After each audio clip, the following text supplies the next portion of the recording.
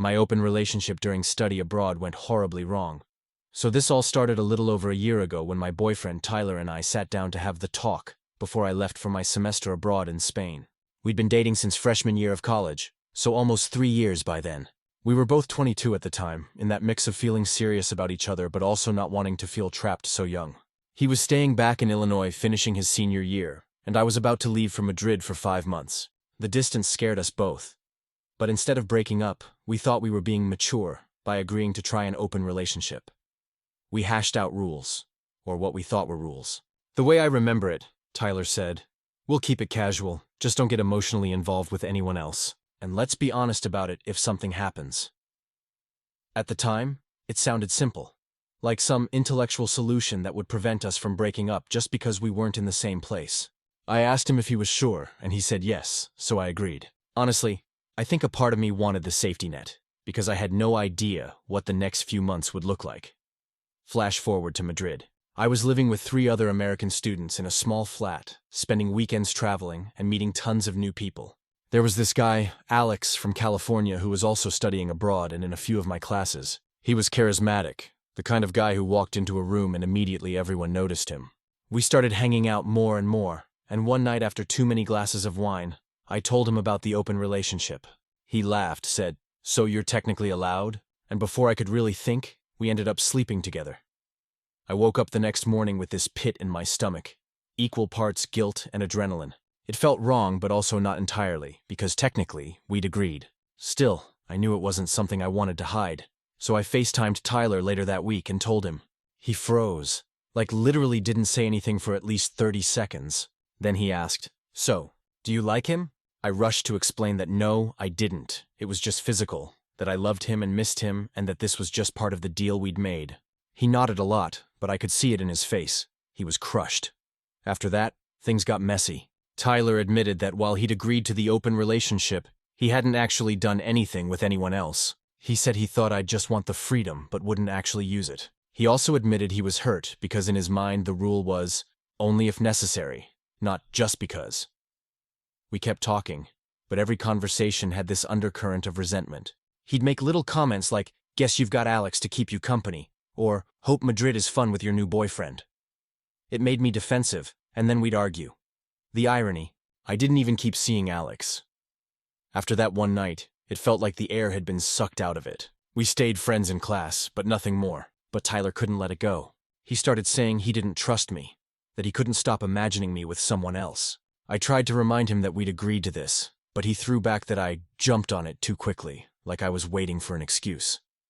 By the time I flew back to the States, things between us were hanging by a thread. We met up the day after I got home, and I thought maybe seeing each other in person would help. It didn't. He hugged me, but it felt stiff, like hugging a stranger. We sat in his car and talked for hours, and he finally said, "I can't get over this. It doesn't matter if we agreed. It feels like you cheated." That cut deep, because I'd been honest. I never lied to him, but in his mind, it didn't matter. We broke up that night, both in tears. He said he loved me, but couldn't look at me the same way. I said I loved him too, but couldn't keep apologizing for something we'd both agreed was okay. It was brutal, because it felt like we'd lost each other not from betrayal, but from miscommunication and misplaced expectations. Months passed. I threw myself into school, graduated, and started working. Tyler blocked me on most social media, though I occasionally hear about him through mutual friends. Last I heard, he's dating a girl from his grad program. I haven't seriously dated anyone since, partly because I'm still sorting through the wreckage of what happened. Sometimes I wonder if I was wrong to sleep with Alex, even with the open agreement. Maybe I should have restrained myself, waited it out, and just proved my loyalty to Tyler. Other times, I think Tyler wanted the appearance of openness, but never actually meant it. And that wasn't fair either. The truth probably lies somewhere in between. That we were 2 young people, trying to have our cake and eat it too, and when real emotions got involved, the theory of it collapsed. The hardest part is knowing how much I loved him and how much he loved me, but that love wasn't enough to withstand one decision.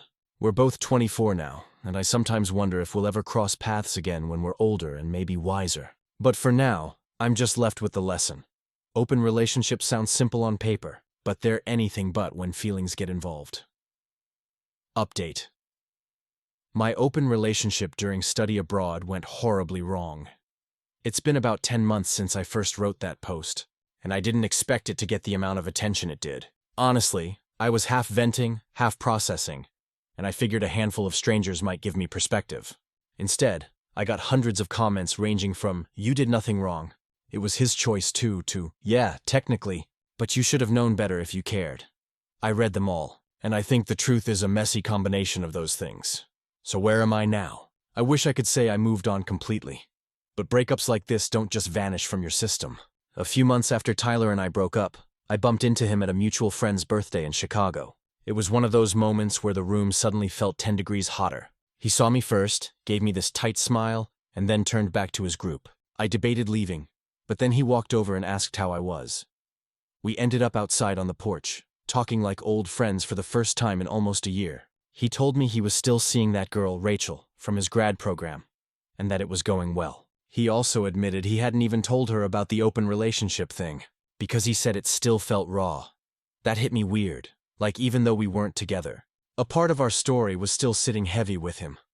I told him about my new job at a design firm and how I'd been traveling a bit again, though this time for work. He asked if I was dating anyone, and I said no, which was true. He just nodded and said, "You'll find someone who gets you." That comment stuck with me because it sounded like both a compliment and a reminder that he never really did. The conversation ended kind of bittersweet.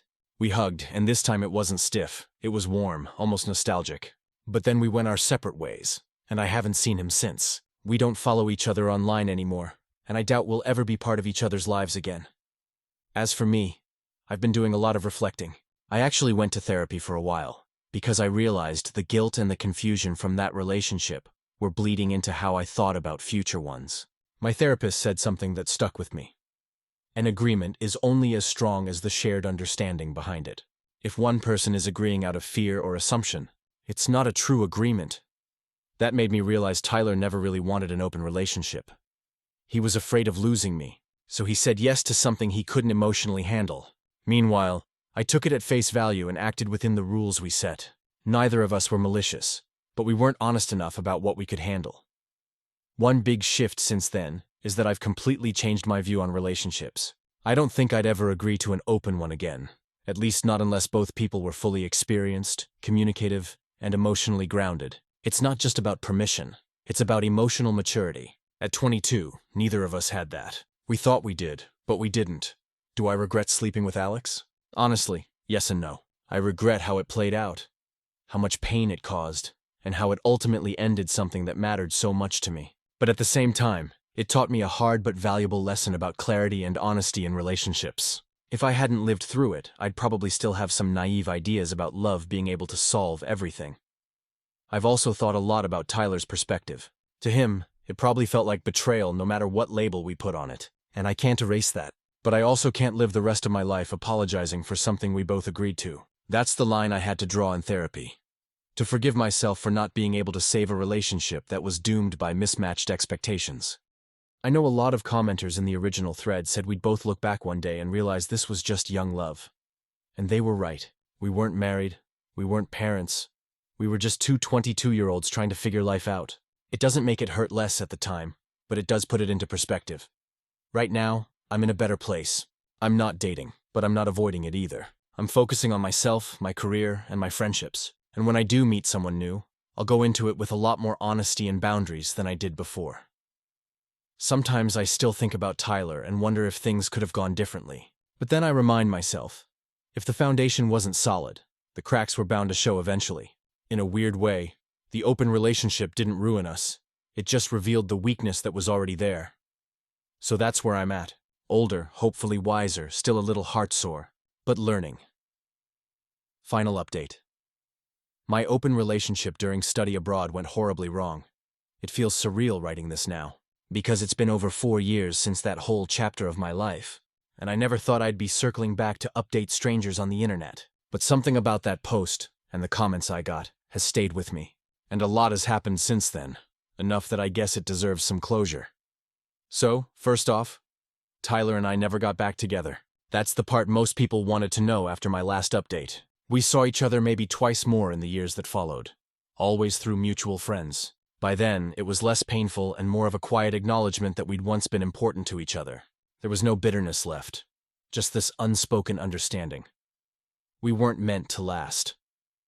The second time I saw him was at our friend Eric's wedding in Milwaukee. I brought a date, and so did he. He was with Rachel still, and I was with a guy named Brandon, who I'd been seeing casually. Tyler and I actually danced once. Just a short, awkward, haha, remember when? Moment. But that night was the final nail for me. I realized I wasn't in love with him anymore. Whatever piece of my heart had been holding on to what if finally let go. Since then, my life has shifted a lot. I moved to Denver for work, and somewhere in all the chaos of a new city, new friends, and a new pace of life, I met someone. His name is Matt, and we've been together for almost 2 years now. He's steady in all the ways I didn't know I needed. Kind, funny, and most importantly, transparent about what he wants in a relationship. One of the first conversations we had when things got serious was about boundaries and expectations. I told him about my past, including the open relationship disaster, and instead of judging me, he said, "That just means you know what works and what doesn't." It was the most freeing response I could have imagined. Tyler, from what I know, married Rachel last year. I saw the photos online through mutuals. They looked genuinely happy, and I didn't feel that sharp pang of jealousy I used to. I just felt content that he'd found someone who fit him. Our story had been important, but it was also just one chapter in both of our lives. Here's the funny part. Alex, the guy from Spain, he messaged me out of the blue about a year ago. He'd seen one of my old photos pop up on Instagram and wanted to catch up. We talked for maybe 20 minutes, and it was so strange realizing how little he'd actually mattered in the long run. Back then, I thought what happened between us had shattered everything. Now, he's just a memory. Someone I once knew in a very specific context. I didn't feel anger or attraction, just neutrality. That was its own kind of closure. The biggest thing I've learned since all of this is that relationships aren't just about rules. They're about shared values and emotional alignment. You can write down every boundary in the world, but if you and your partner don't interpret it the same way, it's a ticking time bomb. Tyler and I were young and thought we were being mature by agreeing to something we couldn't handle. What I know now is that maturity isn't about giving permission to things you don't want. It's about being honest enough to say no when something doesn't sit right. Looking back, I don't regret the path I took. Was it painful? Absolutely. Did I make choices I'd do differently now? For sure.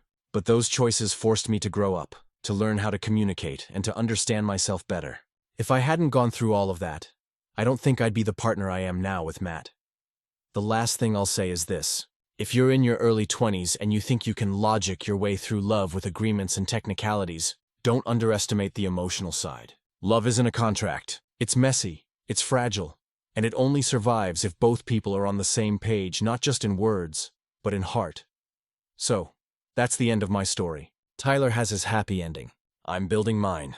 And that girl who thought one night in Madrid ruined everything, she turned out just fine. Stories number 2. My stepdaughter asked if she could call me Mom. I never thought I'd be writing something like this, but I've been carrying it in my chest for weeks now and I need to put it somewhere. I married my husband, Daniel, 3 years ago. He was previously married to his high school sweetheart, Amanda, and they share a daughter together. Her name is Lily, and she's 9. When Daniel and I started dating, Lily was 6, and that little girl was my biggest source of anxiety. I didn't want to come in as the other woman or Dad's new girlfriend and ruin her world. The truth is, Amanda and Daniel's divorce was messy. Amanda didn't cheat. Daniel didn't cheat. There wasn't a big blow-up, just years of growing apart, money struggles, arguments, and the toll of becoming parents too young.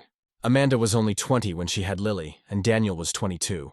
By the time Lily was in kindergarten, their marriage was already crumbling. When I came into the picture, the divorce had been finalized for a year. But Amanda was still bitter. She wasn't mean to me directly, but she made it clear she didn't like me.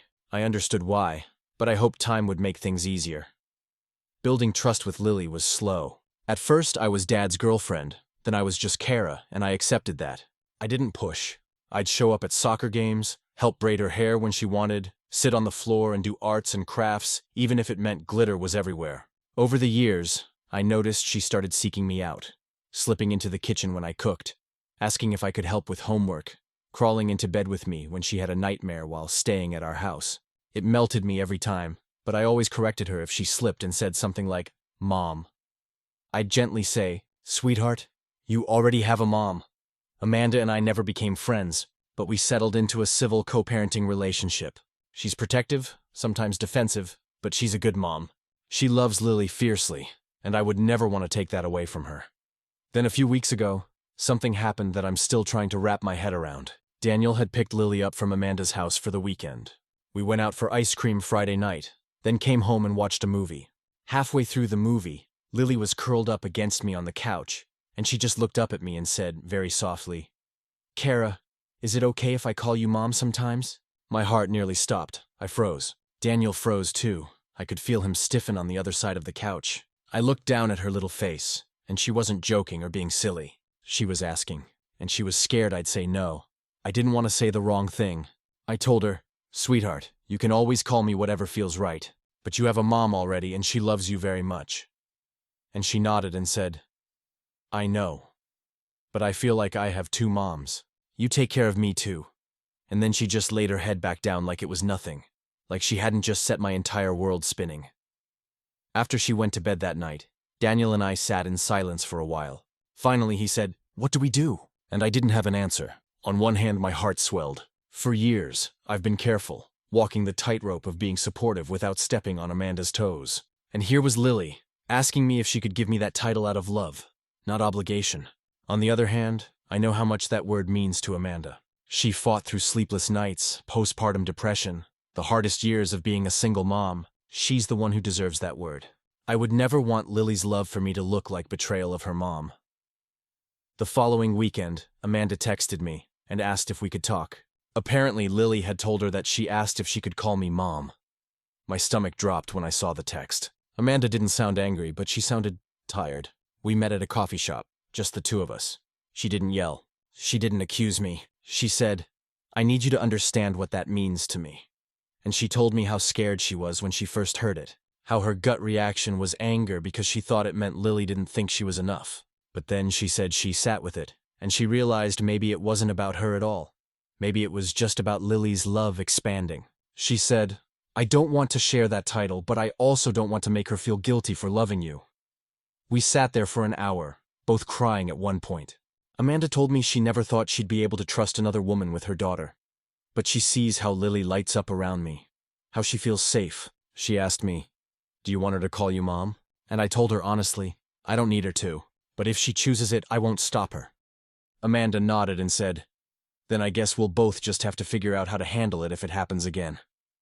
Since then, Lily has only done it a couple of times. Once when she fell off her bike and scraped her knee, she cried, "Mom!" and ran to me before realizing what she said. Another time when she asked me to sign something for school. Each time I've just smiled and reminded her that I love her, no matter what she calls me. I don't know what the right thing is here. Part of me is scared Amanda will resent me forever if Lily keeps doing it. Part of me feels so honored that this little girl sees me that way, and part of me is terrified that I'll mess it up and hurt Lily by correcting her too much or not enough. It's such a delicate line to walk, but I know one thing for sure. Whether she calls me Kara, Mom, or anything else, I will love her with everything I've got, because love doesn't have to be divided. It can just keep expanding. Update. I didn't think I'd be back with more to say, but life keeps surprising me. After I wrote my post, I decided to just let things flow with Lily and not make it a big deal. If she slipped and called me Mom, I'd smile and keep going, but I wouldn't encourage it or shut it down either. I thought that was the most balanced way to handle it. Well, a few weeks later, something happened that changed the way I think about this whole situation. It was parent night at Lily's school. Both Daniel and Amanda were planning to go, and I was honestly just going to stay home, but Lily asked me directly if I could come. She said, "I want you there too. You always help me with my projects." How could I say no? Daniel checked with Amanda, and she seemed a little tense about it at first, but said she was fine, as long as we didn't make it awkward.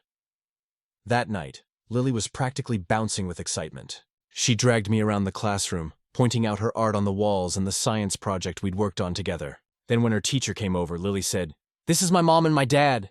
Amanda was standing right there. My stomach dropped. I immediately looked at Amanda, bracing for impact. Her face went completely blank, like she was caught between smiling and freezing. The teacher smiled politely and said something about how nice it was to meet us. Daniel looked like he wanted the floor to swallow him whole. I just put a hand on Lily's shoulder and said gently, "Sweetheart, this is your mom, Amanda, and I'm Kara." But Lily just frowned and said, "I have two moms." The silence after that was deafening. Amanda excused herself for a moment and walked out into the hallway. Daniel told me to stay with Lily, and he followed Amanda. I tried to act calm, but my heart was pounding. Later that night, after the event, Amanda texted me and asked if we could talk again. I felt sick all over again, but I agreed. We met up a couple of days later. She was visibly upset, but more hurt than angry. She told me, "I felt like I was being erased in front of everyone. That's what it felt like when she called you mom in public." I told her the truth. I hadn't asked for that, and I wasn't trying to take her place. I said, "I don't want to erase you, Amanda. She loves you more than anything. You're her mom. But if Lily chooses to see me as another mother figure, I don't think it means she loves you less." Amanda broke down crying. She admitted she's scared Lily will grow up and feel closer to me than her. That cut me deep because I could see how much it terrified her. I reassured her as much as I could, that I would never let Lily think she only has one mom, that I'd always remind her who brought her into the world and raised her from day one. We ended that conversation better than I expected. Amanda said she still didn't love the idea, but she realized trying to control Lily's feelings could backfire. She said, "If she feels safe enough to call you that, then I guess it means she's loved." And then she surprised me. She thanked me. She actually said, "Thank you for loving my daughter like your own." That floored me. I don't think Amanda and I will ever be friends who grab brunch together, but in that moment, I felt like we were finally on the same team. Since then, Lily has continued to occasionally call me mom, but not all the time. Sometimes it's just Kara, sometimes it's mom when she's excited or upset. At first, Daniel and I corrected her every time, but Amanda actually told us to stop. She said, "Let her figure it out on her own. If it makes her happy, I'll deal with my feelings privately." So now, I let Lily take the lead. If she calls me mom, I hug her and remind her I love her. If she calls me Kara, I hug her and remind her I love her. Nothing changes either way. It's still messy and emotional.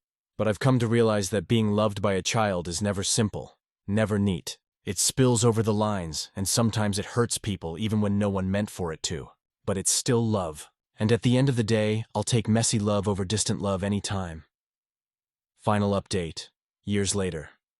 It's been about 8 years since I wrote that first post, and Lily is now 17. I honestly can't believe how much time has passed, and how different everything feels compared to when I first panicked over a little girl asking if she could call me mom. Back then, I was terrified of overstepping, terrified of hurting Amanda, terrified of doing something wrong. I thought every word mattered.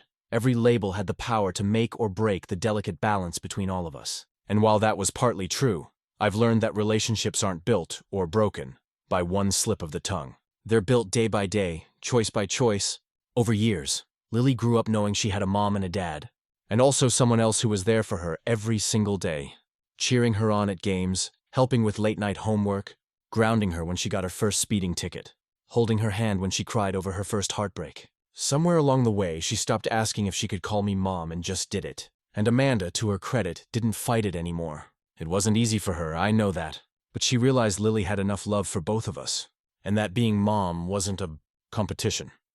One of the moments that will forever stay with me happened last year when Lily had to write an essay for English class about the person who shaped me the most. I didn't even know she was working on it, until she casually dropped a paper on the kitchen counter and said, "Don't read it until tomorrow, okay?" Of course, I waited about 10 minutes before sneaking a look. I'm weak, I know. And there it was, 3 full pages about me. About how I stepped into her life when she was little.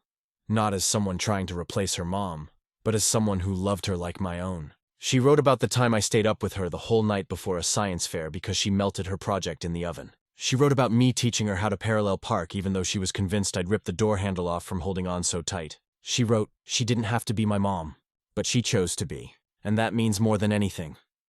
I cried so hard over that essay I had to put it away before Daniel came into the kitchen. When Amanda read it later, because Lily gave it to her too, she texted me and simply said, "Thank you for taking care of our daughter." Now, as college applications roll in and Lily talks about leaving home, I've found myself reflecting a lot on what that word, mom, has come to mean for us. For Lily, it just means another person who shows up for her, who puts her first, who loves her without condition. For Amanda, it was a word she had to learn to share, which I think was one of the hardest things she's ever done. For me, it means that no matter how this family started or how messy it got, I became something I never thought I'd have the honor to be. And here's the thing. The fear I had all those years ago, that calling me mom would erase Amanda, It never did. Amanda is her mother, always will be. Lily is fiercely protective of her and has the deepest bond with her, but I get to be here too, in this unexpected precious role, and I wouldn't trade it for anything. Sometimes life doesn't give you the family you thought you'd have. It gives you the one you build, the one you grow into. And while the road has been full of bumps, misunderstandings, and tears, it's also been full of joy, love, and moments I'll treasure forever. Lily still sometimes introduces me as Kara, and sometimes as Mom. At 17, she gets to decide how she wants people to see me in her life, and honestly, I don't care what word she uses anymore. I care that when she's scared, she calls me. When she's proud, she shares it with me. When she's hurting, she trusts me. That's all the confirmation I'll ever need that I've done right by her. And for anyone who might be reading this years later, in the same messy boat I was in, scared of overstepping, worried about titles, unsure of how to navigate the fragile dance of blended families, just know this. Love the kid. Show up for them. Be steady, be kind, and let them decide what to call you. The rest will fall into place. Stories number 3. My friend showed up late to lunch, so I left early, and now she's upset. So this happened a couple of weeks ago, but the fallout has been ongoing, and honestly, I'm second-guessing myself. I, 29F, had made plans to have lunch with my friend, Sarah, 30F. We've been friends since college, not super close like we talk every day, but we've known each other long enough that we try to grab a meal once a month or so. Sarah has always been someone who struggles with punctuality. I don't mean 5 or 10 minutes late. I mean consistently 30 to 45 minutes late to almost everything. In college, it was a running joke, but as I've gotten older and busier with work, relationships, and family obligations, I just don't find it funny anymore. We agreed to meet at a little cafe downtown at noon. I specifically chose that place because I work nearby and could actually sneak out of the office for a proper break, which is rare for me. I'm in finance, and when I get a chance to actually take a lunch, I like it to be worth it. I had blocked off 90 minutes, thinking that would give us plenty of time to eat and catch up before I had to head back. So noon rolls around. I'm sitting at the table, water in front of me, scrolling on my phone. No Sarah. At 12:10 I text her, "Hey, on the way?" No response. At 12:20 I call her, no answer. At 12:35 she finally texts me, "Sorry, just leaving the house, traffic is insane." She lives 20 minutes away without traffic. At this point, I was already annoyed. Not just because she was late, but because she hadn't even left the house by the time we were supposed to be meeting. I'm sitting there, watching other people eat, watching servers give me the side-eye like, is she ever going to order? And I'm burning my one decent break of the week on nothing. Sarah finally shows up at 12:50, nearly an hour after we were supposed to meet. She breezes in, hair all perfect, makeup done, acting like it's nothing. "Ugh, traffic was brutal," she says, dropping her bag on the chair. I'm like, "Yeah, I texted you at noon." And she just waves it off like, I know, I'm the worst." I had already ordered a sandwich by then because I was starving, and it had come maybe 10 minutes before she walked in. So I was halfway done eating when she sat down. She immediately starts looking at the menu. But then she's like, "Actually, I might not eat much. I had a smoothie before I left." At this point, I realized I had maybe 25 minutes left before I had to get back to work. I finished my sandwich, chatted with her a little, and then when it hit 1:20 I said, "I've got to head out in a few minutes." Her face dropped. She was like, "Wait, what?" "We just got here." And I said, "Sarah, I've been here since noon. I only had a limited window." She got defensive immediately, saying things like, "Wow, so you're just going to ditch me? And I rushed to get here, and now you're leaving?" I told her I was sorry, but I really had to get back to the office. I left money on the table to cover my meal and tip and walked out. She didn't text me for the rest of the day. Later that evening, she sent me this long message about how I embarrassed her in front of the waiter by leaving so soon, how I made her feel unimportant, and how if I really valued our friendship, I would have made the time. I responded honestly and said, "Sarah, I've asked you before to please respect my time. I sat there for almost an hour waiting for you. I couldn't just extend my lunch break indefinitely. I wanted to hang out, but you didn't show up on time." She left me on read for a couple of days, and when she finally responded, it was basically just, "Okay.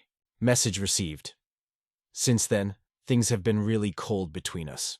We used to send each other memes or funny TikToks at least every other day, but now it's radio silence unless I initiate, and even then her replies are short. Part of me feels like she's being manipulative, trying to guilt-trip me into tolerating her lateness.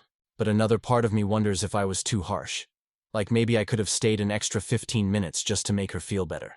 I know she struggles with time management, she always has. But at what point am I allowed to say, enough, my time matters too? I vented to my boyfriend, Alex, and he was firmly on my side. He said, if she can't respect your time, she doesn't respect you. My mom, though, told me I should cut her some slack, because some people just run late, it's not that big a deal, I don't know. Maybe I was petty for leaving so soon after she arrived. But I also can't shake the feeling that she doesn't see me as someone worth showing up on time for. And that hurts more than anything. Update. So a lot has happened since I first posted, and I figured I'd come back to give an update because honestly, I didn't expect this whole situation to blow up the way it did. About a week after the lunch incident, Sarah finally reached out. Not with an apology, but with an invitation. She texted me, "Hey, wanna grab coffee Saturday? I feel like we need to talk." I almost didn't go because her message felt more like a summons than an olive branch, but Alex encouraged me to at least hear her out. So I went. We met at a little coffee shop near her place. She was already there when I walked in, which shocked me, because she's literally never early for anything. But instead of it being a good sign, it was kind of obvious she was doing it to prove a point. Like, see, I can be on time when I want to. The conversation started awkward. She jumped in with, "Look, I know I was late, but I think you overreacted by bailing so fast. I felt like you were punishing me." I took a deep breath because I didn't want to fight. I told her, "Sarah, I didn't bail to punish you. I left because I only had a limited break. I had been waiting almost an hour. I literally didn't have the option to stay longer." She kind of rolled her eyes and said, "You could have asked your boss for more time." That was the moment I realized how differently we see the world. Sarah has always worked in creative fields, graphic design, freelancing, part-time gigs where schedules are more fluid. She doesn't understand what it's like to have a manager who notices if you're gone too long. To her, time is negotiable. To me, time is structured. I tried to explain this, and she hit me with, "If you really valued our friendship, you'd make it work." That stung, because it flipped the whole thing back on me, like I wasn't doing enough, even though I was the one sitting at the cafe for 50 minutes by myself. At that point, I got a little sharper than I meant to. I said, "Sarah, valuing our friendship doesn't mean letting you waste my time. I'm not mad that you're late sometimes. I'm mad that you don't seem to care that it affects me." She went quiet for a while, sipping her latte, and finally said, "I guess I didn't realize it bothered you that much." And that's when it hit me. I had let this go on for years, swallowing my irritation, making jokes about her lateness, telling myself it wasn't worth bringing up. Of course, she didn't realize how much it bothered me. I never really told her. The conversation ended on kind of a weird note. She said she'd try harder, but it didn't feel like an actual apology. More like she was humoring me. I walked away feeling like nothing had really been resolved. Fast forward to the next week. We had tentative plans to grab brunch with a couple of mutual friends. I almost bailed because I didn't want another round of drama, but I decided to go. Sure enough, Sarah rolled in 40 minutes late again, breezy as ever. This time, though, instead of covering for her or brushing it off, I just greeted her politely and kept eating my food. When she made a joke about classic Sarah timing, I didn't laugh. Our friends didn't either. I think they could tell there was tension. Later, one of those friends, Jessica, texted me privately and said, "Honestly, I get it. She's late to everything. It drives me nuts too." That was validating because I realized it wasn't just me being uptight. It's a pattern she has with everyone. Since then, Sarah has been a lot cooler with me. Less chatty, less quick to send memes or ask to hang out. And I'll be real, I'm not sure I mind. I've been feeling lighter not having to plan my day around someone who doesn't respect my time. That said, I also feel this weird guilt. We've been friends for so long, and it feels strange to just let that fade. But at the same time, friendships change. Sometimes they don't survive adulthood. The biggest thing I've learned is that boundaries matter. I'm allowed to say my time is important. I'm allowed to leave if someone doesn't show up.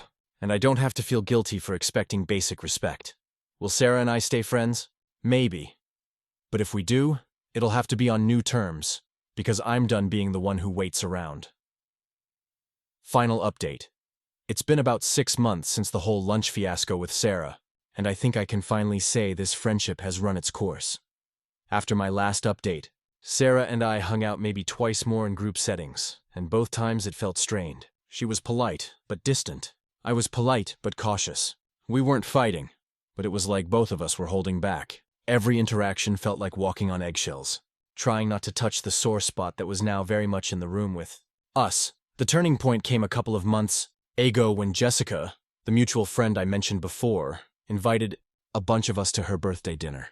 The reservation was at $7. Most of us showed up around 6:50. Sarah texted the group at 7:30. On my way, just need to get gas. She didn't walk in until almost 8:15, and this time, instead of everyone laughing it off, people were visibly annoyed. Jessica had to stall on ordering. The server was frustrated, and the whole table vibe was awkward. When Sarah finally sat down, she immediately went into her usual routine of dramatic excuses. Traffic, work ran late, her dog didn't want to come inside, and nobody really engaged with it. I think that moment was eye-opening, not just for me, but for her too. The late Sarah thing wasn't charming anymore. It wasn't quirky. It was just inconsiderate. After dinner, she cornered me in the parking lot and asked, "Why do you look so mad?" I told her honestly, "Because you're always late, and it affects everyone. I don't think you realize how disrespectful it comes across," she snapped. She said something along the lines of, "You've been on my case for months. You act like I'm a bad person because I can't keep a schedule. Sorry, I don't want to live my life on a stopwatch like you do." I didn't even argue. I just told her, "I don't think we want the same kind of friendship anymore." And I got in my car. Since then, we haven't spoken. She unfollowed me on Instagram and I didn't chase it. Mutual friends noticed, but nobody has pressured me about it. In fact, a couple of them confided that they've had similar issues with her and just learned to manage it by not expecting too much. I guess I reached my breaking point earlier than they did. Do I miss her? Sometimes. We had a lot of good memories. Late-night study sessions in college, road trips, laughing until our faces hurt. But those memories belong to a different version of us. The Sarah I was friends with at 21 isn't the same Sarah I struggled with at 30. And honestly, I'm not the same person either. I've grown more protective of my time, my energy, and my boundaries. The thing I've realized is this. Friendships can be like any other relationship. If the respect isn't mutual, it eventually crumbles. I gave her years of patience. I tolerated lateness, excuses, and flakiness because I valued her as a person. But at some point, if someone doesn't adjust, you have to decide whether you're okay with being the only one bending. I wasn't anymore, so now I've let go. No big blow-up, no dramatic finale. Just the quiet understanding that we've outgrown each other. And while that used to make me sad, now it just feels like life. Sometimes the hardest part of adulthood isn't losing friends to fights. It's realizing you don't fit in each other's lives the same way anymore. And that's okay. Stories number 4. Is dating a woman without social media a turnoff? I've been sitting on this question for a while because the last few months of my dating life have been weird. I'm 32, live in Chicago, work in IT, and I recently started dipping my toes back into dating after ending a long-term relationship last year. My ex, Lauren, was extremely online. Instagram stories every day, TikTok dances, Facebook group drama, the whole 9 yards. I didn't realize how much it drained me until after we broke up, when I suddenly wasn't being tagged in everything or soft-launched into people's feeds. Fast forward to this spring, and I met someone new. Her name is Rachel. She's 30, works as a nurse, and we actually met the old-school way, through a mutual friend, not online. My buddy Mike invited me to a barbecue. Rachel was there because she's friends with his girlfriend, and we hit it off right away. She's funny, kind of sarcastic, and we bonded over the fact that neither of us knew half the people at that cookout.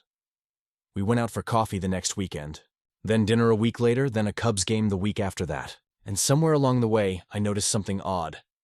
Rachel never took out her phone, not once. I don't mean she ignored texts politely. She just didn't seem to be living through it the way I was used to with past dates. No snapping pictures of the food, no mid-conversation scrolling, no, "Hold on, I need to post this." At first I thought maybe she just had self-control. But then, when I went to look her up online, I couldn't find her. At all. No Instagram, no Facebook, no Twitter, no TikTok, nothing. I asked her about it casually one night, kind of joking. "You in witness protection or something?" She laughed and said, "Nah, I just don't like it. I had Facebook in college, got tired of the drama, deleted it, never bothered with the rest." That answer threw me, because I realized I had literally never dated someone who wasn't online. Even people who claimed they barely use it still had accounts, still posted birthday pictures or random memes. Rachel doesn't exist digitally, aside from her hospital staff directory. And here's where my brain started to trip over itself. On one hand, I love it. It feels refreshing.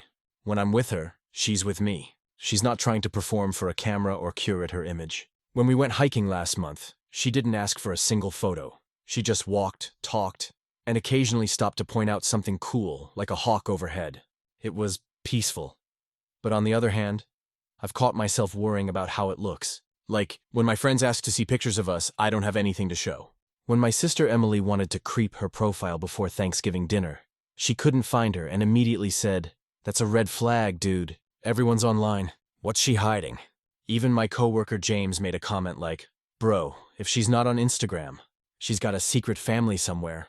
They all say it jokingly, but the undertone is there, like it's automatically suspicious to opt out of the social media world.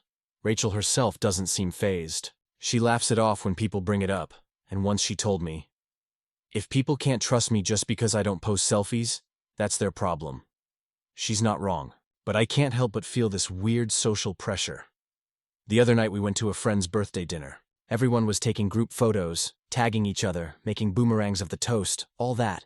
Rachel just smiled and clinked her glass. Later, I heard one of the girls at the table whisper to another, "It's so weird she's not tagged in anything. Does she even exist?" I pretended I didn't hear, but it bugged me. I keep asking myself, does it actually matter? Is this just a product of my generation being conditioned to expect digital receipts of relationships? Like, if I can't tag her, does that make us less real somehow? Or is that just insecurity talking? Because here's the truth. Rachel makes me happy. She's grounded, smart, thoughtful. She calls me after long shifts just to ask how my day was. She shows up when she says she will. She's present in a way no one else I've dated has been. When she says she likes me, I believe her. Not because she posted it to 300 people, but because she looks me in the eye and says it. And yet, I still hear my sister's voice saying, "That's a red flag." I still catch myself thinking, what if she really is hiding something? Which makes me feel like an idiot, because the only evidence I have is nothing. Literally nothing. I don't want to sabotage something good because I'm hung up on whether she posts brunch pictures. But I also can't ignore how much weight the world puts on having an online presence. I'm stuck between feeling like I've found someone amazing and feeling like I'm dating a ghost. So my question is, does it matter? Is dating someone without social media actually a turnoff, or am I just conditioned to think it is? Update, okay. So things have definitely evolved since I last posted, and I honestly didn't expect it to get this complicated. After my last post, I realized I'd been letting other people's opinions creep into my head way too much. My sister Emily was constantly asking, "So, she's really not on social media? Not even a LinkedIn?" My coworker James kept joking, "Dude, if she's not posting, she must be shady." And even some friends in our friend group would comment, half seriously, "How do we even know she exists?" At first, I tried to shrug it off. I told myself Rachel is real, I like her, and that's all that matters. But the more I tried to ignore it, the more I noticed it affecting me. I'd hesitate to bring her around certain friends because I felt like I had to explain her offline existence. I even caught myself feeling slightly embarrassed when people asked to follow her on Instagram, like I had to justify her choice not to participate in social media culture. Rachel noticed this pretty quickly. One night, a few weeks ago, we were sitting on my couch watching a movie, and I accidentally brought up that my sister had been teasing me about it. She looked at me, eyebrows raised, and said, "You're letting other people's opinions mess with us?" I shrugged nervously. I don't know, it feels weird sometimes, you know? Like people expect everyone to exist online now, and if you don't, they start imagining things. Rachel leaned back and laughed softly. "Oh, I know. Believe me, I've heard all of it before. People think you're either hiding a criminal record or a secret family. Honestly, it's hilarious." Her calm confidence actually made me feel a little better. But it also made me realize how much I'd been letting the social pressure get to me. I tried explaining, "It's not about distrusting you. I know you're great. It's just, people keep pushing me to see it as strange, and I can't help but internalize that sometimes." She reached over and took my hand. "Then stop. Stop asking me to prove myself to anyone else. You know me. You've been with me enough now to see that I'm not shady. I'm not hiding anything, and I'm not going to change. If people want to judge us based on a phone screen, that's their problem." That conversation helped a lot, but the weirdness didn't disappear completely. About a week later, my cousin Kevin asked to see pictures from our hiking trip. I froze for a moment, realizing there were none. No selfies, no landscape shots, nothing. I told him, "Rachel doesn't really do photos, so we didn't take any." Kevin raised an eyebrow. "Really? Nothing at all?" And just like that, I felt that little twinge of doubt creeping back in. Not about Rachel herself, but about how other people perceive the relationship. It hit me that dating someone offline isn't just a personal thing. It makes every social interaction feel slightly awkward, like I have to defend or explain her existence. Then, last week, we went to a birthday dinner for one of my friends, Madison. Everyone started posting stories and tagging each other. Rachel didn't post anything. Someone asked why she wasn't on Instagram, and Madison joked, "Does she even exist?" Half the table laughed. I felt my stomach drop because it wasn't just teasing. It was the same subtle disbelief I'd been feeling for months. Rachel noticed my discomfort, and after the dinner she pulled me aside. "Look," she said. "I get it. It's weird for everyone else. But it doesn't have to be weird for us. We don't need to justify our relationship to anyone. You like me, I like you, and that's it. The rest doesn't matter," I nodded, trying to let it sink in. But honestly, I don't know if I've fully adjusted yet. There are moments when I still feel a weird mix of pride and anxiety. Pride that I'm dating someone real and present, anxiety that it doesn't fit the expected mold. So yeah, I'm learning. I'm learning to separate my own feelings from everyone else's expectations. I'm learning that social media doesn't define a person or a relationship. And I'm learning to trust Rachel and myself enough to know that our connection is valid, even if it doesn't look like everyone else's. That said, it's still an adjustment. I'm still asking myself sometimes if I'll feel insecure when others raise eyebrows or joke about her. But each day with her helps me answer that in the right way. She's real. She's amazing. And she's mine, whether anyone else thinks she exists or not. Final update. It's been about 1.5 years since I first started dating Rachel. And honestly, I can say with certainty that this has been one of the healthiest, most grounding relationships I've ever had. When I first posted here, I was stressed, second-guessing myself, and overthinking what it meant to date someone completely offline. Friends and family were pushing me to see it as a red flag, and I felt like I had to constantly justify our relationship. Honestly, for a while, it even made me question my own judgment. But over time, I realized that Rachel's lack of social media wasn't a deficiency. It was a gift. It forced us to live in the moment. Our dates weren't about capturing content for the gram. They were about connecting. Our hikes, our dinners, our lazy Sundays on the couch. They all existed fully in real life, not filtered through a screen. I've realized I've never felt more present with anyone in my entire life. Friends and family eventually came around, though not immediately. Emily kept joking for the first few months, but after a couple of get-togethers where she saw Rachel interact with people, help strangers, and just be herself, she admitted, "Okay, fine. She's real. You guys work." Kevin, who used to tease me about the ghost girlfriend, even asked for her number to coordinate a group hike because he liked that she wasn't glued to her phone the whole time. I also noticed something about myself. I stopped worrying about other people's perceptions.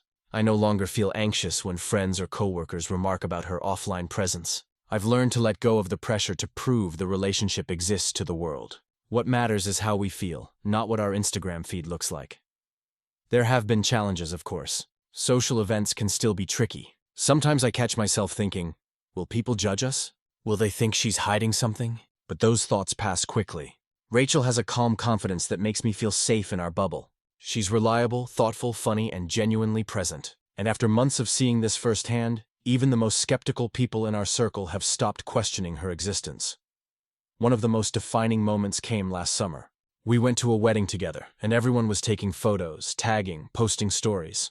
Rachel stayed unplugged. During the reception, I leaned over and said, "Aren't you going to take at least one photo?" She smiled and said, "Why? This moment is for us, not for the internet."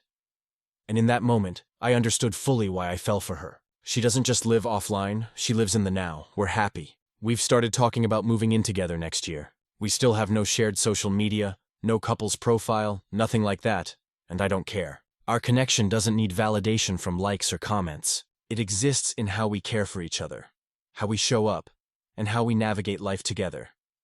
Dating someone without social media isn't a red flag. It's not a turnoff, at least not for me. It's unconventional, yes, but unconventional doesn't mean wrong. In fact, it's been a relief. I've learned that a relationship is about presence, trust, and connection, not curated posts or followers. So for anyone out there struggling with the idea of dating someone offline, stop worrying. If they're kind, present, and love you the way Rachel loves me, none of the digital validation matters. I've never been more certain of anything in my life. She's real. Our relationship is real. And it's more fulfilling than anything I've experienced in years. The pressure to document life online?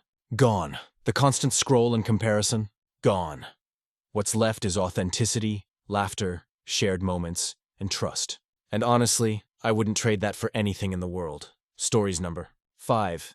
He turned me into a character in his story, and not in a good way.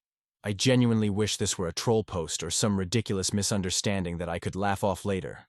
But it's not. It's real, and it's uncomfortable as hell. I, 19F, share an apartment near campus with a guy named Tyler, 19M. We met through mutual friends at the start of our sophomore year and agreed to room together because rent in this city is absolutely brutal. At first it seemed fine. Tyler was kind of nerdy and quiet, always writing or gaming, but respectful. We split chores, paid rent on time, and generally got along. We weren't close, but we'd occasionally chat about classes or grab coffee. I knew he liked to write fiction. He mentioned fan fiction a few times and even joked about being internet famous in small circles. I thought that was kind of endearing. I'm a creative writing minor myself, so I get it. People use writing as an outlet. But a few weeks ago, I was hanging out with my friend Nicole when she showed me a post from a fan fiction site. She was giggling, saying, "Hey, doesn't this sound exactly like you?" I thought she was joking, but then she showed me the first paragraph. It described a girl named Lena, who was a 19-year-old English major with long brown hair, chipped nail polish, and a nervous habit of twisting her necklace. That is, exactly me, down to the necklace. At first, I thought it was just an eerie coincidence until I realized the setting sounded like our apartment. Same layout, same cat. Even the same cracked mug I always drink coffee from. Then I kept reading. The story wasn't a simple slice of life or cute roommate fluff. It was explicit, detailed. It described Lena's body in ways that made my skin crawl. And it wasn't just one story. It was a whole series. Several chapters deep, under Tyler's usual online handle. There was no mistaking it. In the story, Lena is roommates with a guy named Evan. Evan is quiet, misunderstood, a writer with dark fantasies.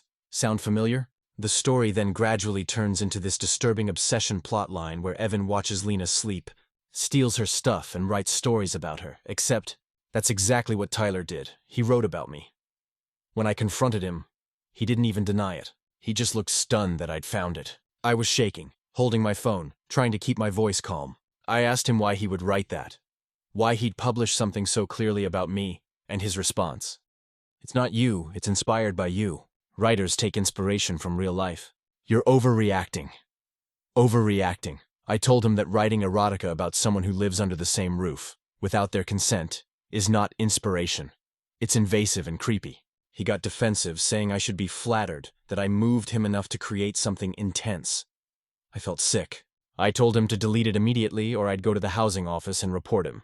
He rolled his eyes and muttered something about cancel culture ruining art. The next day, the story was still up. Not only that, it had more comments. People online were romanticizing it, calling it darkly passionate and raw. One commenter literally said, "I can feel how real Lena is." And I wanted to scream. I took screenshots of everything. His username, the stories, the comment sections, and went straight to the residential office. They took it seriously, thank God. One of the housing coordinators said it definitely violated the harassment policy. Tyler was called in for a meeting, and he immediately went into victim mode, saying it was just fiction, and I was trying to ruin his reputation. Eventually, they offered to move me to a new room. I didn't even hesitate. I packed up that night. Nicole and a couple of other friends helped me move my stuff to an empty unit across campus. A week later, I got an email from the housing office saying Tyler had been issued a disciplinary warning for harassment and misuse of student housing resources. Apparently, he was told to remove all stories referencing me and to attend a workshop on digital ethics. He's still enrolled, but thankfully, I don't see him around much. What's worse is that the story spread on fanfic circles before it got taken down. People reposted it on other sites. Even now, I occasionally get random DMs from people who clearly read it, referencing details that weren't in my confrontation post. It's disgusting. I can't explain how deeply violating it feels to be turned into a character in someone else's fantasy without your consent, especially by someone you trusted enough to live with. It's not artistic expression. It's voyeurism wrapped in creative justification. Tyler's friends, the few who still talk to him, think I ruined his hobby. But every time I think about him sitting in his room, typing those words while I was just across the wall studying or sleeping, it makes me nauseous. Now I'm more careful about who I live with. I lock my door religiously. I even asked the apartment complex to make a note not to assign me any roommate from the creative writing program again, just in case. The whole thing still messes with my head. I'll be in class and someone will mention character inspiration, and I'll freeze. I used to love writing fiction, but now I hesitate to even draft anything remotely personal. People always talk about boundaries in relationships, but no one really talks about boundaries in creative work. Yes, you can write what you want, but not at the expense of someone's safety, dignity, or peace of mind. I never wanted to be someone's muse, especially not like this. Update. It's been about 4 months since everything went down, and honestly, I didn't think I'd be writing another update. But a lot has happened, some good, some unsettling, and I feel like I need to get it out.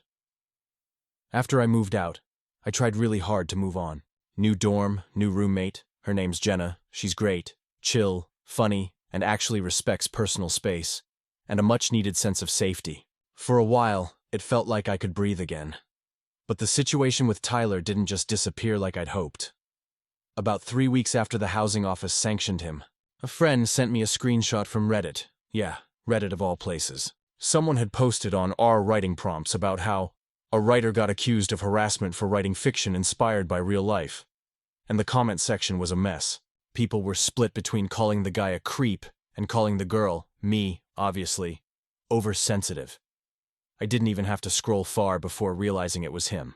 Same username, same defensive tone, same phrasing. I never named her. I just wrote what I saw. That phrase stuck with me. What I saw. He was still framing it like he was just an innocent observer, not someone who had crossed a massive ethical line. The post blew up, and by the next day he deleted it, but the damage was done. People started DMing me again, calling me Lena, and asking if I was the muse from the controversy. Some were supportive, but others were downright gross. One message literally said, "At least you inspired something beautiful." I felt violated all over again. The university's Title IX coordinator reached out after I filed an additional complaint, and they actually took the online harassment seriously. Tyler got called in for another hearing. Apparently, he'd also written a couple of short pieces for his creative writing class that were clearly based on me, and one of his classmates complained that it was unsettlingly personal. During that second hearing, the school decided to suspend him for a semester on grounds of harassment and misuse of student conduct policy. He appealed, of course, but they denied it. He's currently on leave and, from what I've heard, taking classes online through a different college. But here's where things got weirder.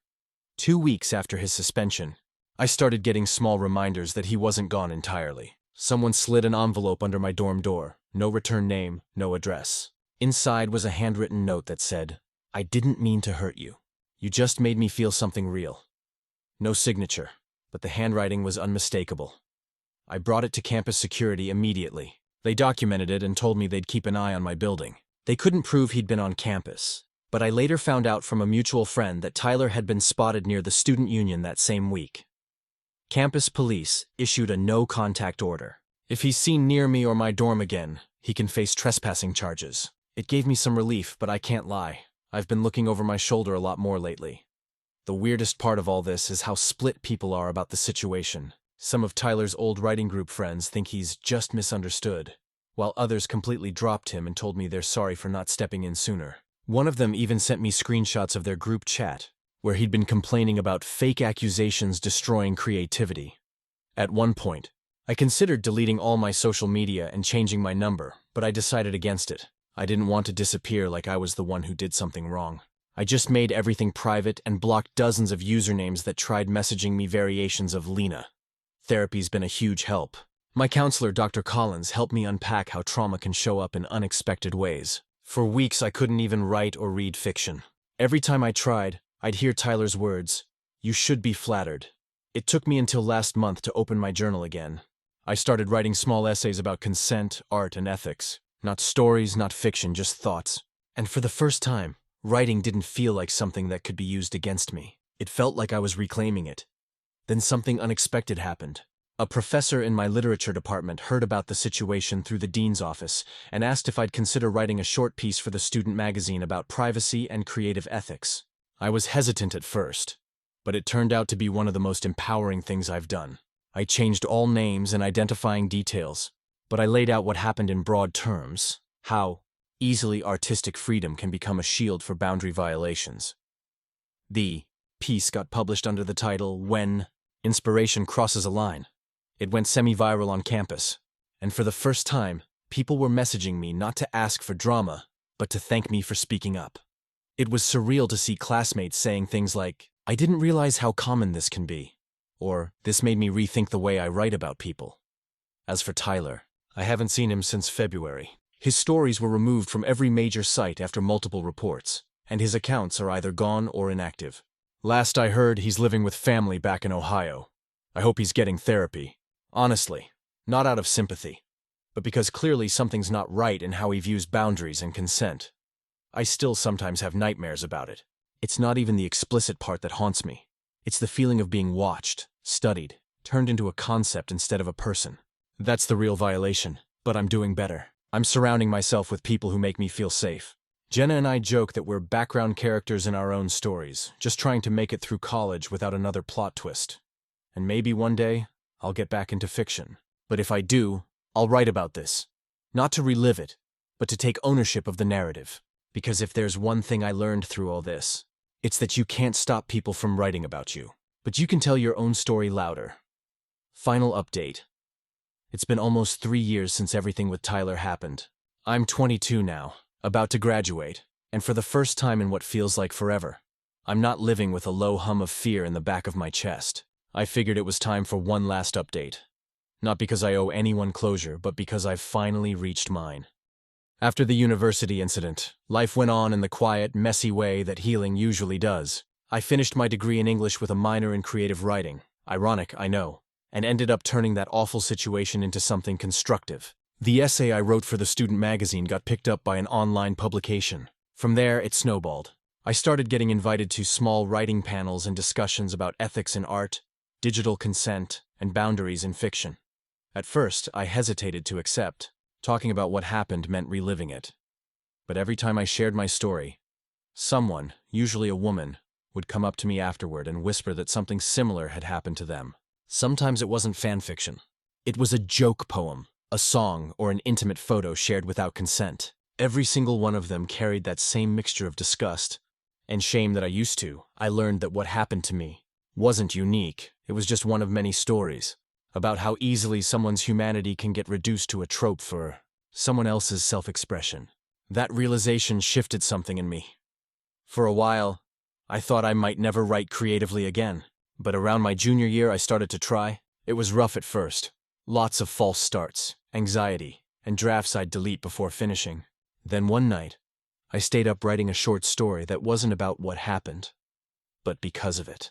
It was about reclaiming voice, about a girl who'd been turned into a story by someone else, but rewrote her own ending. That story ended up winning a campus writing award. My professor, Dr. Blake, called it unflinchingly personal and quietly revolutionary. I cried the whole way home after that email.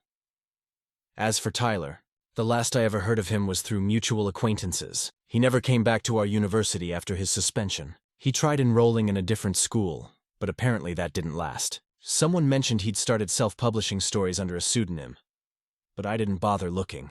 I don't need to. That chapter's closed. I won't pretend I'm completely over it, though. There are still moments when I catch myself second-guessing people, especially men who show a lot of interest in my writing or in me personally. There's a kind of paranoia that sticks after you've been watched without realizing it. But therapy helped. Dr. Collins stayed my therapist until she retired last year, and she's honestly the reason I didn't spiral. She once told me, what he did wasn't about art, it was about control, and your healing is you taking that control back. That's something I remind myself often. Now, I'm interning for a nonprofit that advocates for online safety and privacy. Funny how things come full circle. What started as a story I never consented to be part of somehow became the reason I found my career path. I even got to co-author a small guide on digital consent for college students, which we distributed at orientation this year. Jenna and I are still friends. We even moved into a small off-campus apartment together after graduation. She jokes that we're roommates with no plot twists. Every time she says that, we both laugh, because laughter was something that used to feel impossible. I've thought a lot about Tyler lately. Not out of bitterness, but reflection. He was 19, same as me back then. Maybe he thought what he was doing was harmless. Or maybe he knew and didn't care. I'll probably never know which. But I do hope he's grown since then. Because if he hasn't, he's going to hurt someone else eventually. Every once in a while, Someone online finds my old post and messages me, asking if I regret coming forward. The truth? No, I don't. It was humiliating and terrifying at first. Yes, but if I hadn't spoken up, I'd still be wondering if I was overreacting, still shrinking myself so I wouldn't make someone else uncomfortable. Now, I teach workshops for underclassmen about navigating digital spaces safely, and I always tell them the same thing. You don't owe anyone your likeness, your story, or your silence. I wish someone had told me that sooner. Last month, I submitted a personal essay collection for a graduate writing program. The working title? The Girl Who Wasn't a Muse. One of the pieces in it talks about that first night, when I found the story, the way the words blurred on my phone screen, and how I felt like I'd been erased by being written about. But it ends differently this time. It ends with me sitting in front of my laptop, typing my own words instead. I got my acceptance email yesterday. I cried again, but this time, they were happy tears. Tyler might have written about me once without my permission, but now I'm the one telling the story, and that, to me, feels like the best kind of ending. Stories. Number 6.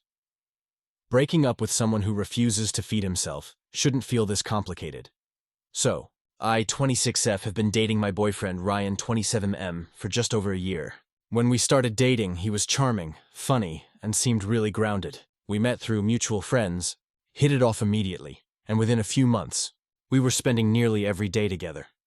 The first red flag was small, so I ignored it. He'd always ask me to cook whenever he came over. I actually enjoy cooking, so I didn't mind at first. But it started turning into a pattern where I would cook, I would clean, and he would just exist. If I suggested ordering in, he'd shrug and say, "You're better at picking food than I am." It wasn't malicious.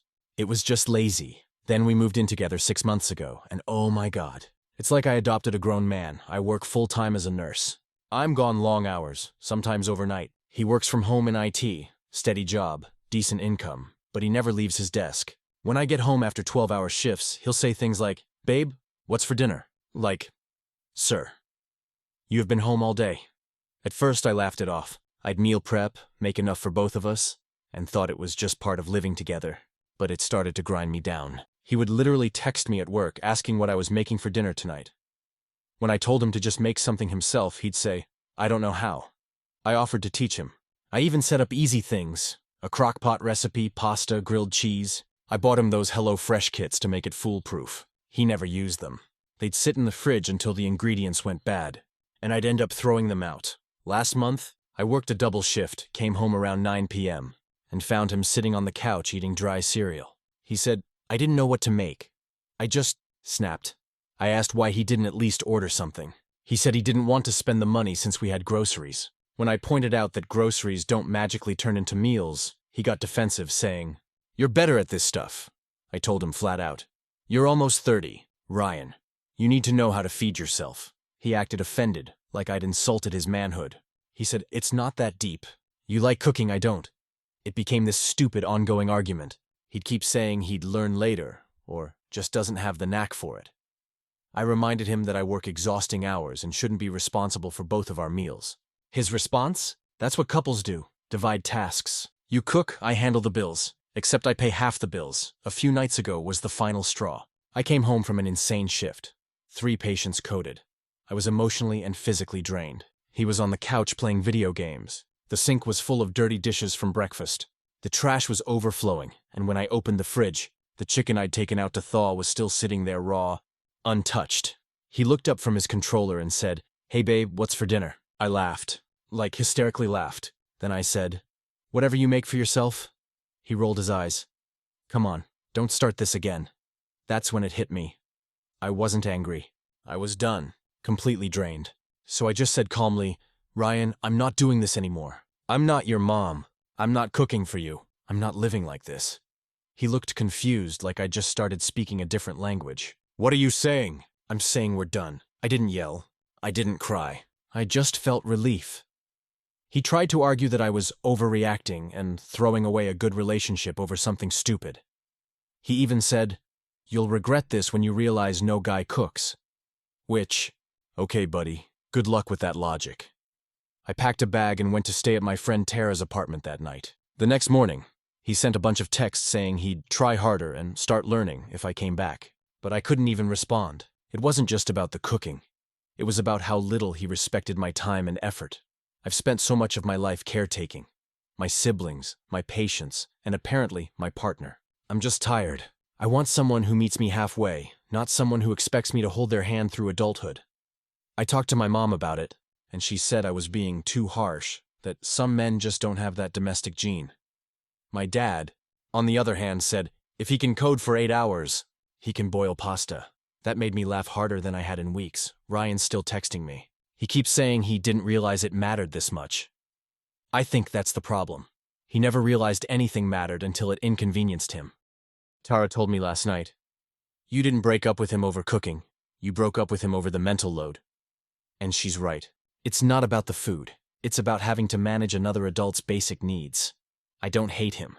I just can't be with someone who refuses to take care of himself and expects me to pick up the slack. Relationships aren't supposed to feel like parenting. So yeah, that's how I ended up single again. And honestly, it feels peaceful. The first night in Tara's guest room, I made myself a simple dinner, scrambled eggs and toast, and ate it in silence. I didn't have to answer a single, "What's for dinner?" text. It was the best meal I've had in a long time. Update. Hey Reddit. It's been about 3 months since everything went down with Ryan, and I finally feel like I can talk about it with a clear head. I didn't expect so many people to relate to my story, or for the post to blow up the way it did. Reading through the comments was a wild mix of validation, humor, and a little bit of heartbreak, mostly from people saying they were living the same thing. So, a lot has happened since then. When I left, I stayed with my friend Tara for about 3 weeks. She was an absolute angel. She didn't pressure me to talk about Ryan, but she'd slide over a glass of wine whenever I got that look on my face. The one where you're half angry, half sad, and entirely exhausted. Ryan texted me almost every day for the first 2 weeks. It started off apologetic, like, I didn't realize I was putting so much on you. I'll take cooking lessons. I love you. Please don't give up on us. Then it shifted into guilt trips. You're really going to throw away everything we built over a few dinners? My friends think you're overreacting. You'll regret this when you see me with someone else who appreciates me. Classic.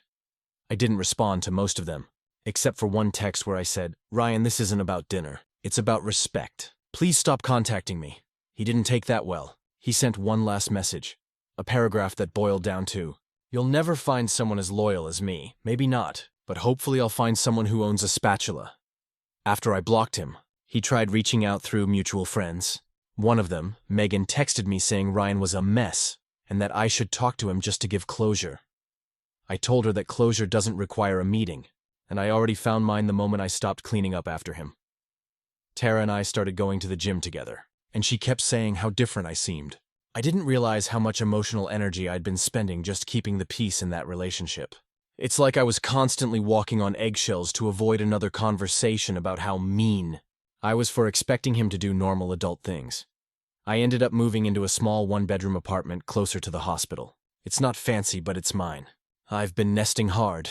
Thrifted furniture, cozy lighting, a few plants I'm miraculously keeping alive. The first night I cooked there, I put on music, made myself a big pot of pasta, and danced around barefoot in the kitchen.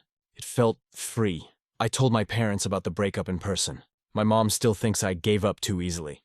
She said, men are just different. They don't think about these things. I love her, but that mindset is exactly why women like me end up burnt out. My dad, though, just gave me this knowing look and said, sounds like you made the right call. Then he asked if I needed help moving the rest of my stuff out of Ryan's apartment. That day was awkward as hell. Ryan wasn't home when I got there, but he'd left a note on the counter. I'm still sorry. I really did love you. I left the apartment key on top of it and didn't write anything back. The following week, Megan texted me again saying Ryan had posted some vague story on Instagram. Something like, some people give up on love too easily. You'll miss what we had someday. I rolled my eyes. The truth is, I don't miss him. I miss the version of me that believed love didn't have to feel like a second job.